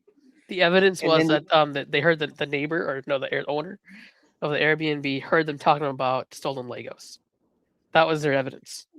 But that's like what Erik was talking earlier. That could be your defense attorney goes, that's third party hearsay. It's fucking hearsay. Like you need to I need specifics. You got to get multiple people need to be able to confirm intimate details about things that only people that were there, that were only up to the crime or the incident or whatever we're talking about. Like any civil rights attorney is going to be able to look at this and they're going to go, like, I guarantee this guy's email is just flooded with attorneys going, pick me. Yeah. Because whoever they do, they're going to get the chunk. Like early on, before the chief made his statement, before like a lot of stuff, I was like, oh, this guy's going to get a really big yacht. And the longer that this goes on, I'm like, that's another 30-foot yacht. That's another 30 foot on the front of his yacht. That's another 2 crew members. Oh, this guy's going to get a damn helipad on the front of his. Yep. Like, yeah, the chief should have made a statement. I'll say that much. Yeah. Mark of the Ages said, I disagree too, ? But there are some really bad people, but some are using local police departments as a cleanup crew or harassment network seen in BAM scandal. Yeah. Yeah. I think we're all agreeing that that's what we're seeing. The evidence is very damning. Of course, we're speculating. We'll put that disclaimer out there. But I can tell you right now what I'm leaning towards. Doesn't mean I'm right. Me as a jury, I know where I would lay. Yeah. Cool comment guy said any cop that mutes his body cam should be fired. End of story. But we have chiefs that cover the blue line. I will push back slightly because there are. Let's improve our language on that. Any cop that does it intentionally, because there's times I'm leaning up against something that mutes the camera. There's times that, there's instances where you don't mean for it to happen. It's very explainable, very easy to see, but at the same time, that's why I do get finicky when we just kind of put blanket statements. But I see where you're going. I'm with you. We talked about it a little bit earlier. I don't know if you were here, cool comment guy. I am not a fan of muting your body camera. I don't think there's any time that you should be muting it. The purpose of muting is for redaction purposes on things that aren't supposed to be recorded, like your personal information, minor tactical information, stuff like that. But the point that I made earlier was that needs to be on a redaction team. That has nothing to do with the officer in the field. That's not his decision to make. That needs to be the redaction team, unless it's the American Fork redaction team, apparently. So here's my thought on that, because I never worked with body cams. We got to a point where they allowed us to put cameras in the car if we wanted to, but they were your personal cameras. But I never had that. So to me, my thought of like, I'm talking with someone and they start giving information. I'm like, oh, wait. All right, now tell me what you're going to say. And I go, wait. Yeah. Yeah, that's like, true. Oh, wait. Like, yeah. How bad is that going to mess up the flow of conversation? And then how well is that going to come across as gathering? Like, if you're the officer on the scene, you shouldn't be muting. You should that should be that camera should be the least thing on your mind. It should be a hit it and forget it thing. It should be an automatic, just part of the procedure as I put my seatbelt on when I get in the car. Yeah, race style, baby. Hit it and forget it. Like, just hit it and let it go. And then if there's something ride them waves and get the fuck off. Let my mother's PIO, let legal, let PIO. let someone that's going to answer for why it was redacted, because the other thing that I hate is, and I don't want to get too far off, but we've like used this big brush and just blanket everyone on patrol. The patrol has the least amount of input on what's going on from day to day. They are literally, for the most part, answering calls for service. Even your immediate supervisors, they have some like hearsay over what's like going on in the shift. But even then, they're pretty much like, it's not until you get to senior leadership and things like that, or instances like this where you're like, oh, there's only 55 people here. How many people are involved with this? Because we have not one, but 2 traffic stops. We have a raid with how many people were there on the raid. You had someone 7. that had to write a warrant. You had someone that had to go to the judge. You have the judge. Like, you have all of this stuff. So it's what I'm kind of doing is putting a case together for them to go, you can't argue that this was negligence. I'm showing intent. You put thought through this. Someone put information down on a warrant and you executed a warrant. That was thought. You had to think that this was actual probable cause before you went and detained. What if someone got shot and killed on this? Yeah, especially over Legos. Right. I mean, this is a over someone saying there were stolen Legos. There was no. It depends. Maybe the American fork, they're the Sith, and everybody that owned the Legos were they were the rebels. And wait a minute, you're saying it was the dark side versus the light side. You're saying that people were talking about stolen Legos, the same people who showed up because of stolen Legos, they were talking about stolen Legos. What are That's the odds? How you get the warrant, right? Underground Adventure said, "I'm skeptical of any cop at American Fork Police Department that will even be fired, much less charged and face jail or prison." And this is quintessentially what I love about my platform, is that by having me as an active cop, having a lot of other active cops on here, having former cops on here, it adds a level of credibility to what we put out there that hopefully brings it the attention that it needs to get. Now, I'm not going to go out there and flex like, oh, because I talked about it on my show, that all of a sudden it's going to be, the FBI is going to look at it. No. But you guys know damn well one of the best things about America is its citizen pressure. We the people. And when we the people start speaking up and start raising a stink, change can happen. You gotta voice. You gotta use your voice. So this many YouTube videos over this? Yeah, look how many YouTube videos we have over it. I mean, hell, folks, we got 224 people on here right now talking about it. So this thing is huge. We blowing up. So, don't you guys know me? I am to a detriment, to a fault, an optimistic person. That is just how I'm wired. I apologize for that. It's just how I am. I think that I can make a difference all the time. And that's why I created this show. I think I can make a difference. I hope to make a difference. And you are not going to rain on my parade. I'm going to keep trying. No matter how much you tell me everything I do won't work. So, nana, nana, boo, boo, stick your head in doo doo. It's just what I'm going to do. I look at it like this. We're all on this spinning rock flying through infinite nothingness, right? We're all just stumbling through this, trying to figure out, like, if you think that anybody has the right answers, I'm going to tell you now, at 40-some years old, we have no clue. We have a pretty good idea with some things, but even then, there's stuff that we can find out tomorrow that's going to change our outlook on everything. So we're just trying to we're all looking for the same thing. We don't want to be stopped. Yeah. For stopping at a stop sign. We don't want to be rated in an Airbnb for talking about stolen Legos. We all want the same thing. We would rather have, hey, what happened to these Legos? Where is this legal? Why are we pressuring this? What's going on with the connections with the church? What is all this connections with? Is there some other? Because we've barely touched on that, but that could be one of the biggest threads that connects everything together. It's because they're all in the same church. and they're all buddies with everybody in church. And there's nothing wrong with that, unless you're pressuring the police department to execute search warrants on someone and deprive them of the right. Like, this could have been way worse, or could be way worse. I don't think Reckless Ben, when he was going through this, thought that they were going to be raided by the police. I will say, if you're in one of these situations, just kind of do what they have done.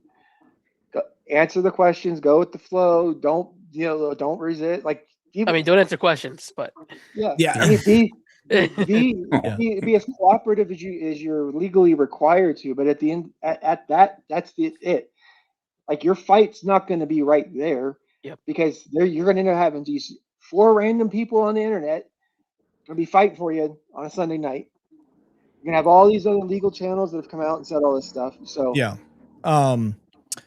to Justin's point, so the chief in American Fork was spinning the actions of the officers and condemning Reckless Ben before he'd even looked at the body cam evidence. It was a knee-jerk reaction, excuse me, to circle the wagons, which I think that's a good take. I think it's a really good take. And then I want to bring up. I was going to wonder for the charges that he faced. He had, I guess, some felony charges in Provo, Utah, regarding threatening that's where the corporate office is. Threatening people at the corporate office with, like, shooting someone or who did? Ben. They said Ben called and threatened to shoot somebody. Yeah, shoot up the office or stuff like that. And he had. I don't know if they're still there or not, but how would you guys handle just he did no proof of it? It's obviously like hearsay situation. It's hearsay. Like, yeah, I can tell you right now, I'm not going to say I'm 100 for 100 when it comes to judging a person's character. We've seen a lot of videos with this kid, including stuff where he wasn't on. You know what I mean? He wasn't being. It was body cam stuff. Like, this kid, I 100% believe he's never done a drug. I 100% believe that he's pretty, what I would call a Boy Scout. I mean, that's literally the term I use for a lot of these guys that really don't have that much experience in life. I don't feel like he does. Ray, you tell me. I feel like you kind of got that same vibe to you. Like, you watch this kid, he doesn't seem like he knows much about life in general. So in that, I don't see this kid coming out and doing that. It doesn't mean risky. It doesn't mean I'm right. I'm just I pride myself in my ability to read people.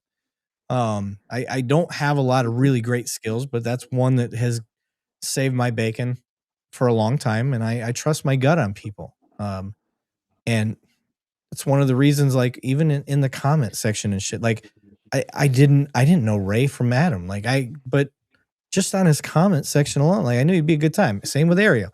Like, I can only screen you guys so well. I don't know what I'm getting into. I don't know if somebody's going to jump on here and start dropping N-bombs and trying to fuck up my live stream.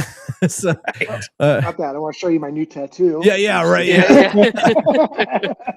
So, but yeah, to In Disguise's point, he said, I'm against muting, but have to admit there are times it is needed.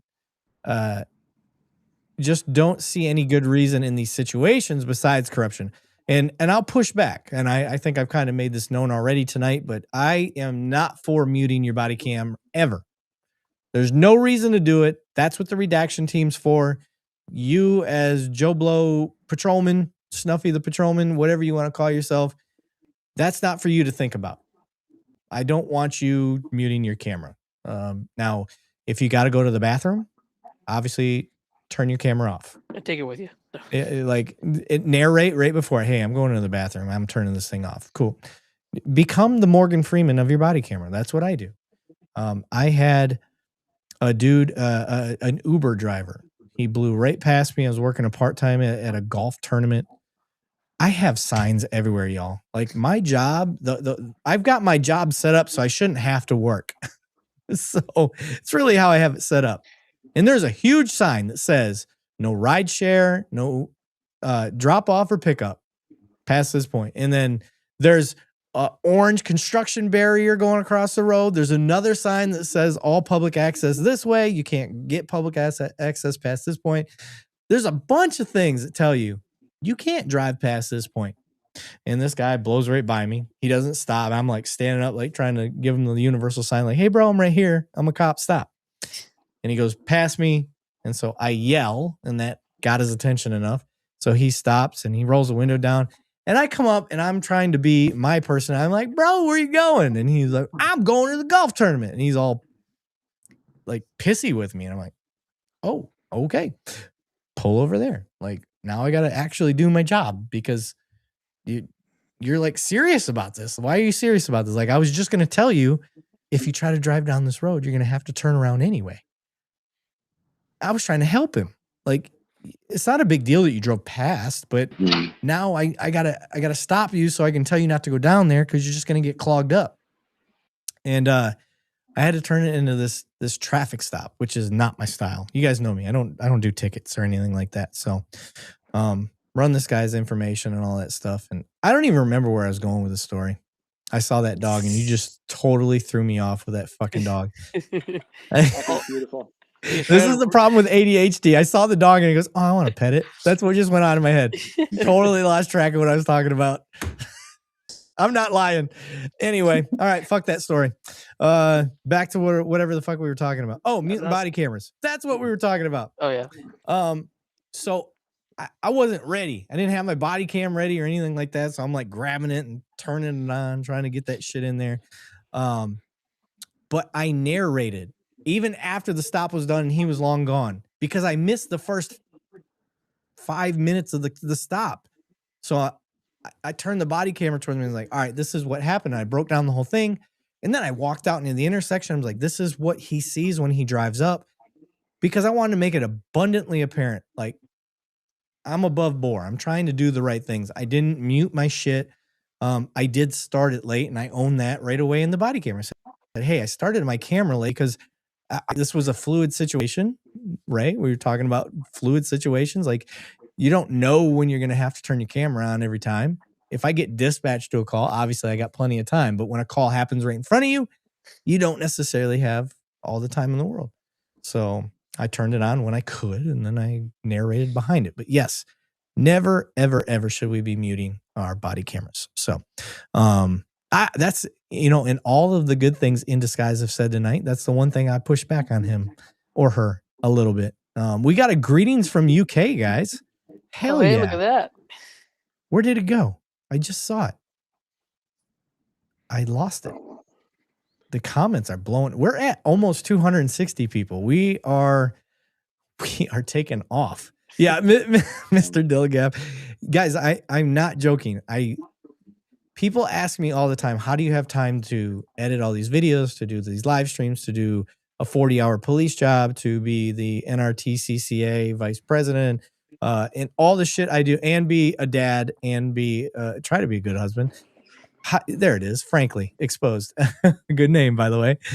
How do you have time for all that? It's because I've turned my ADHD into a superpower, but it does bite me in the ass occasionally, especially when I'm storytelling and I see something else that distracts me because I love dogs. So that fucking threw me off. Buddy. It was complete distraction. Hence a distraction. In Disguise says, what if witness info could get them killed for telling you and it gets leaked? That is, again, that's why having a redaction team is so important. And that's why it needs to be treated as such. We wouldn't have this problem in American Fork if their redaction person was treated and took their job seriously. And I don't know. I can't account for other people doing their job, like in law enforcement. I can't tell Deadleg, like, bro, you should be watching the passenger while I'm talking to the driver. Like, I have to trust that he's going to do his job. If he doesn't, then he needs to be held accountable. We'll talk after. Yeah. If a witness gets hurt, or even worse, or even gets contacted because the redaction team didn't do their job properly, well, then who's against criminal charges for them? I guarantee you would be for criminal charges on a cop that didn't do his job the right way and somebody got hurt. So why not the civilian redaction team? Ray, what do you think?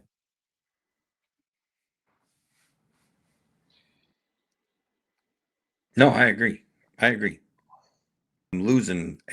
Somebody's losing. I'm losing connection or something. It's probably you, Ray. You're all right, brother. It's always me. It's that hotel. What do you think, Ariel?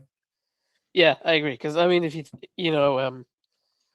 if you're doing everything right, if you meet your body camera at a critical time and you forgot it was muted, and stuff happens, and then in court that camera's just empty, just no audio. Yeah.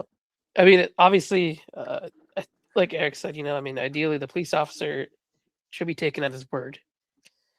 But the body camera just that extra part that can help you so much more. Versus having to mute something that maybe, post, incident that happened that need to be muted.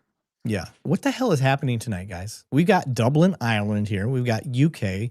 I expect my Canadian friends to be here as I'm from Michigan. I like to call myself Southern Canadian. We've got Estonia here. Like I'm from North Dakota. The fuck is happening? You're in North Dakota? Yeah. So you're a Southern Canadian as well? Yeah. You're not too far off of Calgary. No.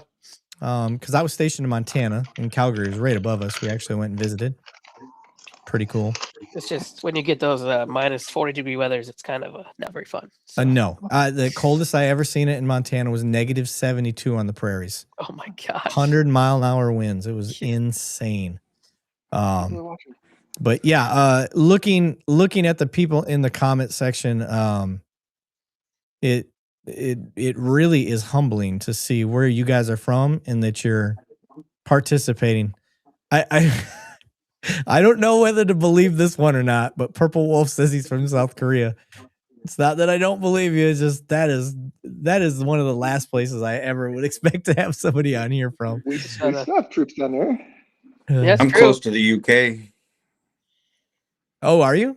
Yeah, well, closer than you. I'm in Charleston, South Carolina. I live in Myrtle Beach, though. I do. This fucker. Yeah. He's like, "Go Gamecocks." Fucking Tim behind Eric's couch. Crater said, "I drove armored cars in Billings." Yeah, South Korea wins. It definitely wins. That is one of the least expected places that I would think to come on the show. Cape Canaveral, Florida, New Mexico, Scranton. Hey, Scranton, isn't that? Oh no, North Dakota. Oh, not Ohio. PA. Yep. That's different. PA. St. Pete, Florida. That's where Ludwig Pig is from. Okay. Very cool. Brick by brick. I love it. This is awesome. Like, this has been one of the best. Guys, I usually cut this off right at 3 hours, by the way. So I'm just I'm going to the comments. I'm done talking. I'm just going to go to the comments. I want to thank Ray. I want to thank Ariel for jumping on. Mr. Billfold jumped on today. Thank you guys for coming on here. Ray has got a show coming up that he's going to be a channel on YouTube. What are you going to call it, Ray? It's I was texting on it last week, Forefathers 1787. Okay. And it's just a parody, a comedy, kind of hitting on this very same subject and basically how the forefathers would react to what's going on today. Very cool. Awesome. So look forward to that. When Ray does have that up and running, we're gonna bring him back on to at least just say, hey, here it is. Come jump on. Let me see. Mr. Billfold is trying to jump back on, but it doesn't look like his signal's wanting to work. Is he still in that shop area? Yeah, I think so. I see, like you can obviously see he's got a blank screen right now. We'll see if it lets him jump on. Purple Fairy out there from Ohio, Orange County in California for Devil Pup. Holy cow, look at the glare off of that head. What are you doing there, beautiful? Look at that beard. Yeah, I think it's the fact that Restream is trying to do Discord, but you can't see us? Oh shit. Or am I having a stroke?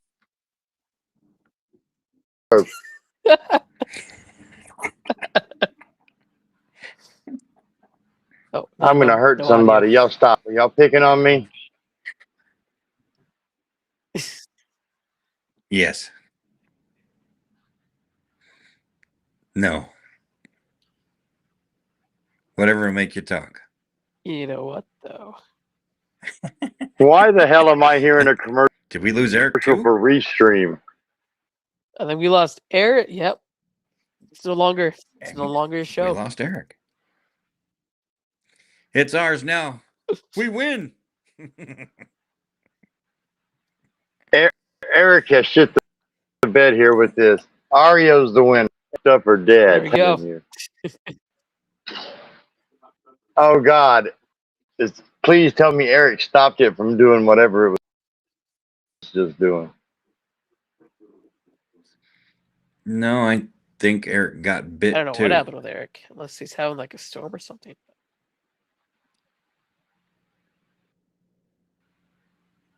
This is bonanza, y'all. What about Deadleg? Is he still here? Or Alan? Anybody?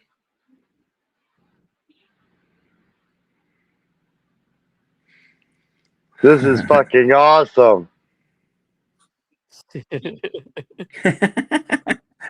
Well, this is fucking awesome. We better figure something out, or else we better figure it out, or else we're going to start losing people. And Eric won't be happy about that. Looks like it's just you. Oh and me, man. buddy.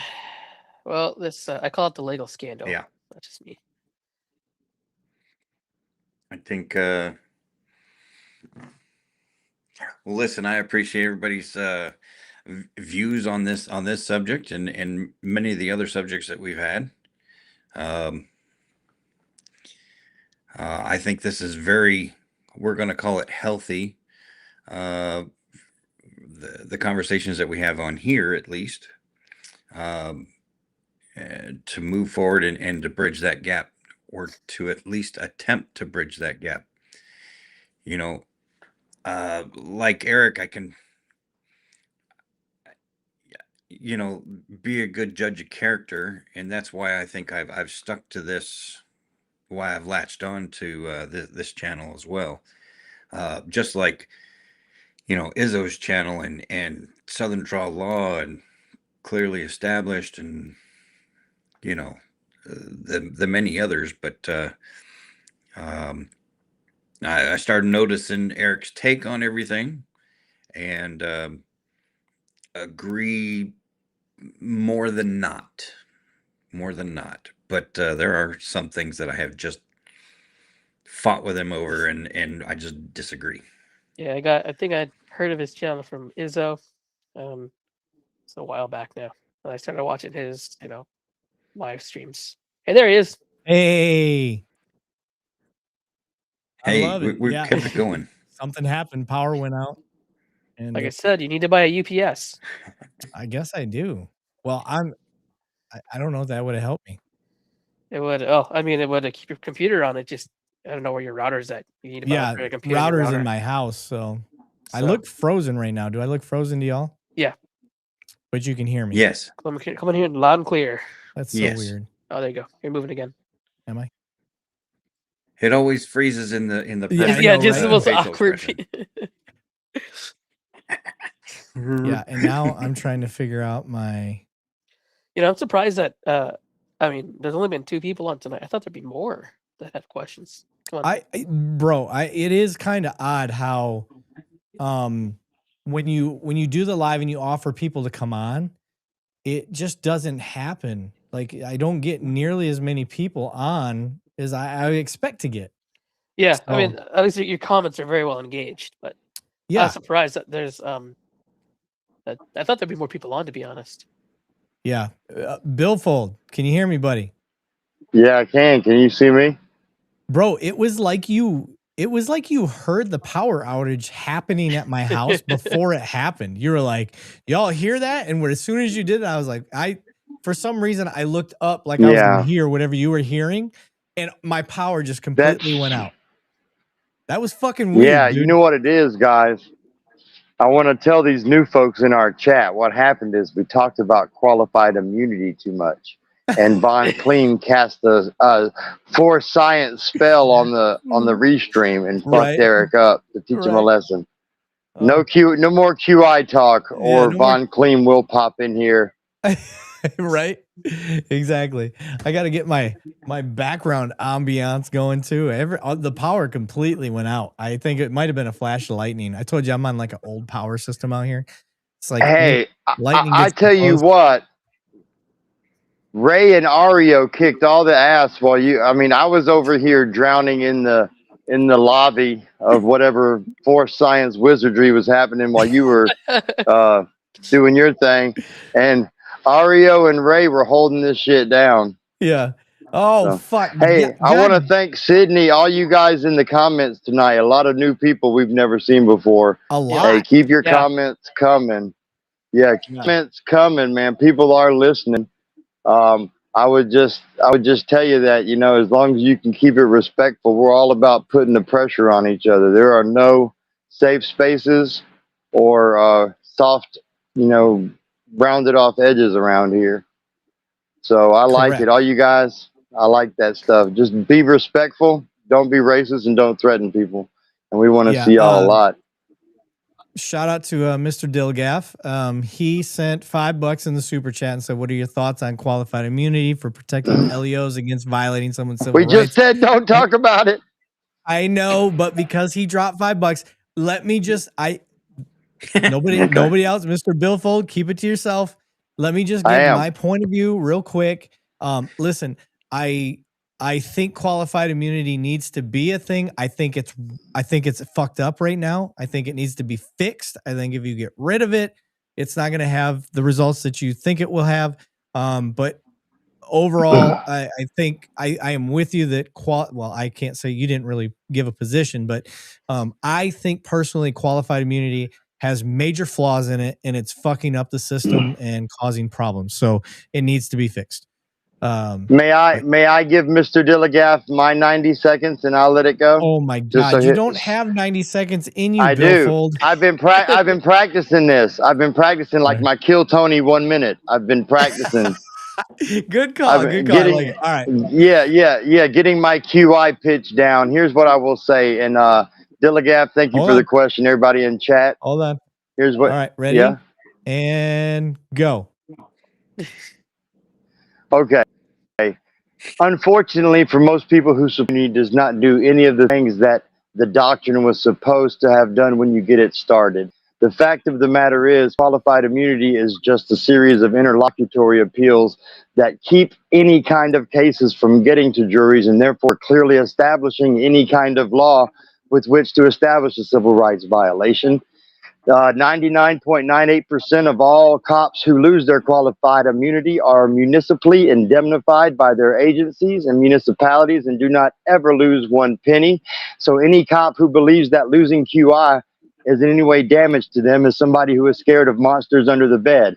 And I think that we can do a lot better than having something made up by the Supreme Court that gives us absolutely no benefits but hurdles to justice. Thank you very much. I like it. I just want to say I love the diversity that we have on the panel right now. I've got the fucking Southern boy welder, Macho Man Randy Savage, Mr. Billfold. A cup of coffee to the top, donut. Nothing goes better with a donut. Yeah. Miss Elizabeth, where's my donut? Yeah, to the cream of the crop. And then I've got and then I've got Ray, who is, I'm gonna just call him the sea salty veteran over here. And then he's a proud seaman. Yes, he is. I got semen all over my feed right now. Aviation electrician. Hey, I was in the Marines, so that's the men's department of the Navy, right? That's what I heard.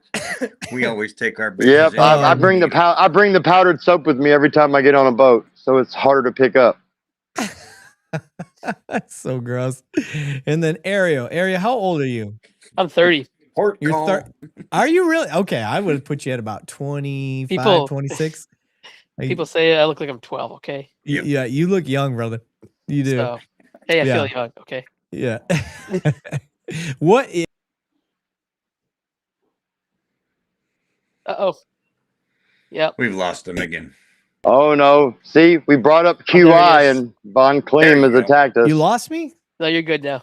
Okay, that's so weird. It's funny too because I'm on fiber of all things. I'm blaming it on the Patriot Act. Yeah. The Patriot Act did that to you, Eric. Ariel, I was asking what you do for a living. I work in IT. Oh, you're an IT guy. Okay. See, we're all over the spectrum here, baby. So you can't tell by how fucking smart this kid is. Well, I mean, he is on Harrison's level, isn't he? I bet he has some of the best questions of any of our community members. Yeah, for sure. Ario is very, very tuned in. He pays attention. A lot of you guys do too. And I hope that you new guys are out there watching.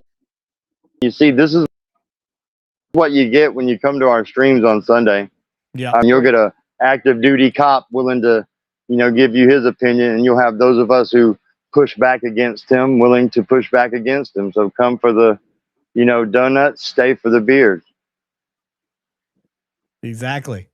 Chris Roberts asked, did you hear about the video where someone went to BAM stores and put a chromed one in the collection, which is certified valued at $1,200 and offered them $50 for it? Ooh. Nope. If I'm understanding that correctly, somebody put a high valued Lego piece, Star Wars Lego piece in there that's valued at $1,200 and offered him $50 for it. I'm not 100% sure what we're saying there. That's kind of what we're getting at. Yeah. There's been a lot of stories coming out about them, Eric, over the past week, where people feel more emboldened to tell their story and not get threatened with lawsuits by Bricks and Minifigs. Yeah. So you're getting a lot more people who are coming out saying, hey, it's card trading where you got adults who are unscrupulous, take advantage of young people. You're getting the same thing happening at Bricks and Minifigs. There's a lot of anecdotal evidence, but we could be here all. That's a whole nother stream, I'm sure. Yeah. I got you. Businessmen trying to get over by getting somebody to sell something for $50 that they can sell for $100. I think Pawn Stars made 20 years of TV out of that. Yeah, I think you're 100% right. Yeah, he's saying that they offered $50 for a $1,200 item. I see. Well, I mean, sounds like capitalism. That's how that goes. Like, the value of your shit. I'll tell you right now, I was the kid. You don't have to jump in bed with them. I'm going to give you one of the biggest sob stories that's out there. I had 2 Jordan rookies. You know what I traded it for? A Jim Abbott rookie card. No, I was going to say a donut.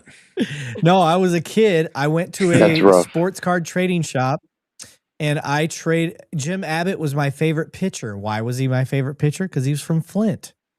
So I'm from Flint, and I idolized the man. He was the one-arm pitcher, for anybody that remembers the one-arm pitcher in the Major Leagues. He played for the Angels.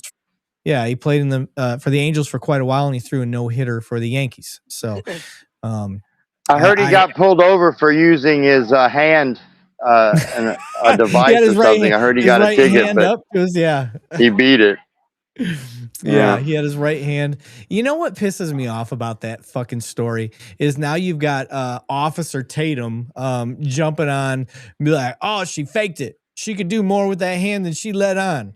That's not the point. That's not the fucking point. Jesus Christ. Listen, we have, Officer Tatum and I have the same last name, and I want to tell him I didn't think there could be any other Tatums I thought were bigger assholes than my father, but you seem to have decided to take the king of asshole Tatums from Harvey Tatum and put it on your head because he can't seem to get a fucking take right. And that's not trying to be ugly or start a controversy. It's just, I mean, he is the problem that we have with law enforcement is that he is so blue line that, I mean, he can't see any other thing other than, well, what did you do?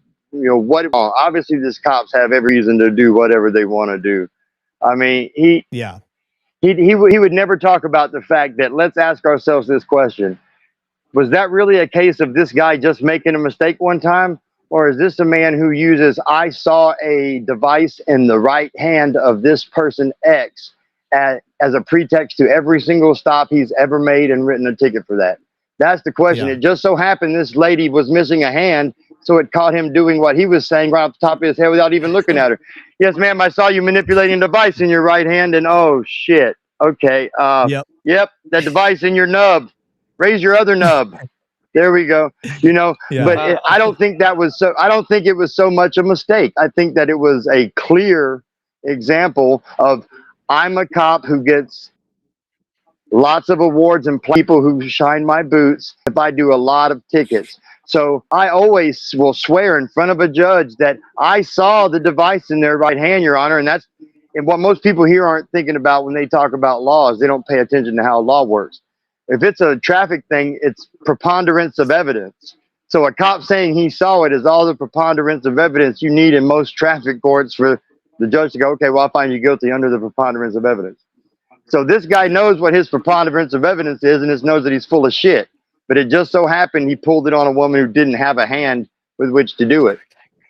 Yeah.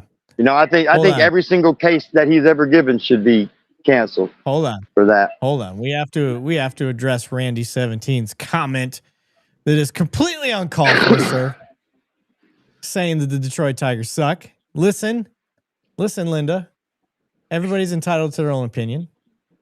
Just because you have poor taste in baseball teams doesn't mean that you're right. With that, I just want our community. I want our community to know that that's the only way that you control or get under the skin of Sergeant Erik Lavigne. You can call him a pig and tell him that all cops are bastards, and he'll smile all day and take a toast to you. But if you fuck with a Detroit sports team, you're liable to get a lot of pushback. So that's how you troll him, everybody. Just so y'all know. Son of a bitch. He found my kryptonite. But secret's out.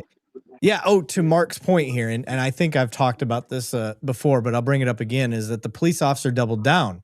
And he was asking what my thought is on that. And that is my problem with it. This is how easy it would have been to fix. I walk up to the car, Mr. Billfold's missing his right hand, and I thought I seen him holding a device up to his right hand. Not hard, but as soon as the nub comes up, I'm gonna be like, I fucked up. I would literally, you would probably catch me saying that exact phrase on my body camera. I would probably go, oh shit, I am so sorry. I messed up. Apparently I was wrong. I thought maybe you were moving your hair, something to that effect. Could I have mistaken that? And she would have either said, oh yeah, I was doing, maybe I did that or whatever. Who knows what she would have said. But one thing I know for sure is I would not have accused her of holding a phone in that same hand that she doesn't even possess. And listen, I'm the type of person that looks at the totality of circumstances. Life has dealt her a short hand, and I'm not going to punish her. I knew it. I'm not going to punish her with a ticket because she's already been punished. Like, I'm not going to make life harder for her. She's already got it hard enough. So I'm gonna be honest. I would have let her go. I would have let her go because she was missing. Oh my goodness. Even if she would have been like, yeah, I had it up to my head like that. She was like doing this. Even if she would have told me she did, I'm like, all right, I'm just going to give you a warning. Our chat's been so good. I wish I could be reading the chat from the restream, Eric. I'm sure it's really good because we got some good ones in there tonight. Let me just make an observation about what that comment just was about doubling down. All right. You see a lot of doubling down the wrong direction in any branch of human behavior when people lack experience. If you've ever taken a person who's never been smacked upside the fucking face, go ahead and smack them upside the fucking face and look at the look on their face when that happens against somebody who's actually been hit in the face before. Two totally separate reactions. And a lot of these cops are just not experienced with anybody being able to push back or have any way to go against their head, and I'm the law. And that dude had never experienced a situation where on a stop while he's running his game, while he's running his racket, his taxation through citation, he'd never had an experience where he was literally on the spot, put in a situation where his horse shit was on display on his own body cam. Yeah. He couldn't even redact it. You can't redact the nub. So him doubling down is because he's probably never had experience having his horse shit that he's done every day and gotten trophies and awards for and extra shifts at the Walmart for $70 an hour on the weekends. That's why he doubled down, because he literally has no experience on manning up for his shit and having anyone hold him to any sort of accountability. That's why he doubled down on it, because it's a knee-jerk reaction. Like when you busted your kids doing some shit and there's some doo-doo on the wall and they got a turd in their hand. Like, how'd that get there? I don't know. What, me? Big ass turd in their hand. Well, that's law enforcement. You can catch them with a turd in their hand. They're like, don't believe this body cam or your lying eyes. You believe this hero over here. That's who you believe. Oh, Wade said she had a prosthetic hand. She hid it under the seat. Ryan said, free the nub. I worked for a really crazy bastard one time. They called him Hook, and he owned all the tattoo shops here in town. And he had a big ass hook arm, and he had a lot of money and even less of common sense. And if somebody cut him off in traffic, he'd stick that damn hook out the window and tell somebody he was going to shove it up their ass.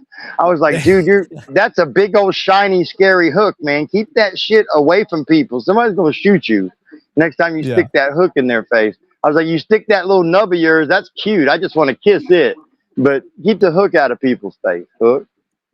Oh, I'm going to read these comments. Ludwig Pig said, it feels like accountability has been the word of the day for a few years now.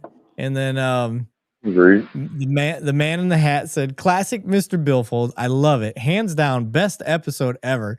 And I've missed quite a few over the last 6 months. So I appreciate that. Thank you, bro. Thank you, bro. I'm here for you. I'm the voice of the people. I'm the people's champ. The real one. I think we have hit a natural conclusion to this show, even through the power outage. But I want to thank Ray, Ario. Appreciate you guys jumping on very much. Thank you, Ray.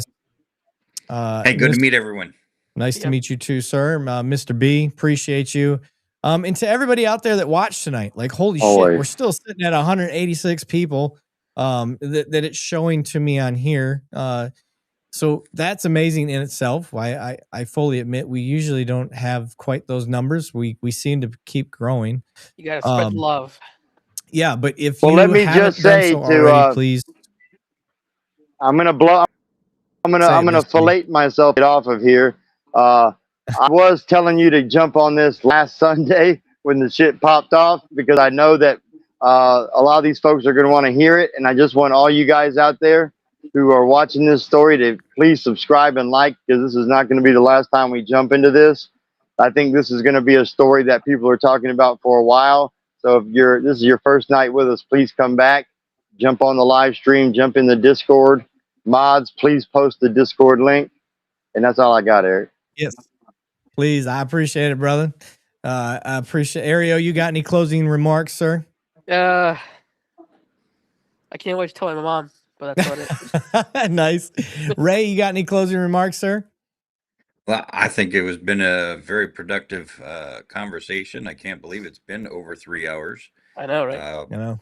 Goes by quick. I have to get, it's 11:30 and I got to be up at 3. Oh shit. Oh. Well, I appreciate Hell yeah, you man after my own heart. I love the sacrifice. I appreciate it. Absolutely, absolutely. Had a great time. Appreciate it. Thank you, Ray. Thank you, Ray. Really, man. Absolutely. It takes a lot of balls. Everybody has something to say, but not everybody will get up here and say it. Yep. Thanks, Lord Ray. knows I will make the offer every show. If you got something to say to get on here while we're doing it, I am more than game. I don't hide behind my comments, and I definitely love to talk things out if we don't agree. Because at the end of the day, I mean, look at Mr. Billfold and I. We will bump heads on qualified immunity all day long. But I think there's a lot of mutual ground that we both share in that. And I think there's a lot of good things to come between two people just talking something out, even if they don't agree in it. If us as police sit there and want to be fluffed, so to speak, in an echo chamber, we're never going to get better. And I refuse to do that. So I appreciate everybody out here. You guys have made me a better cop in doing what I do. And this show has definitely been the biggest benefactor to me being a police officer. So I appreciate it, guys. Other than that, thanks for being on, and everybody.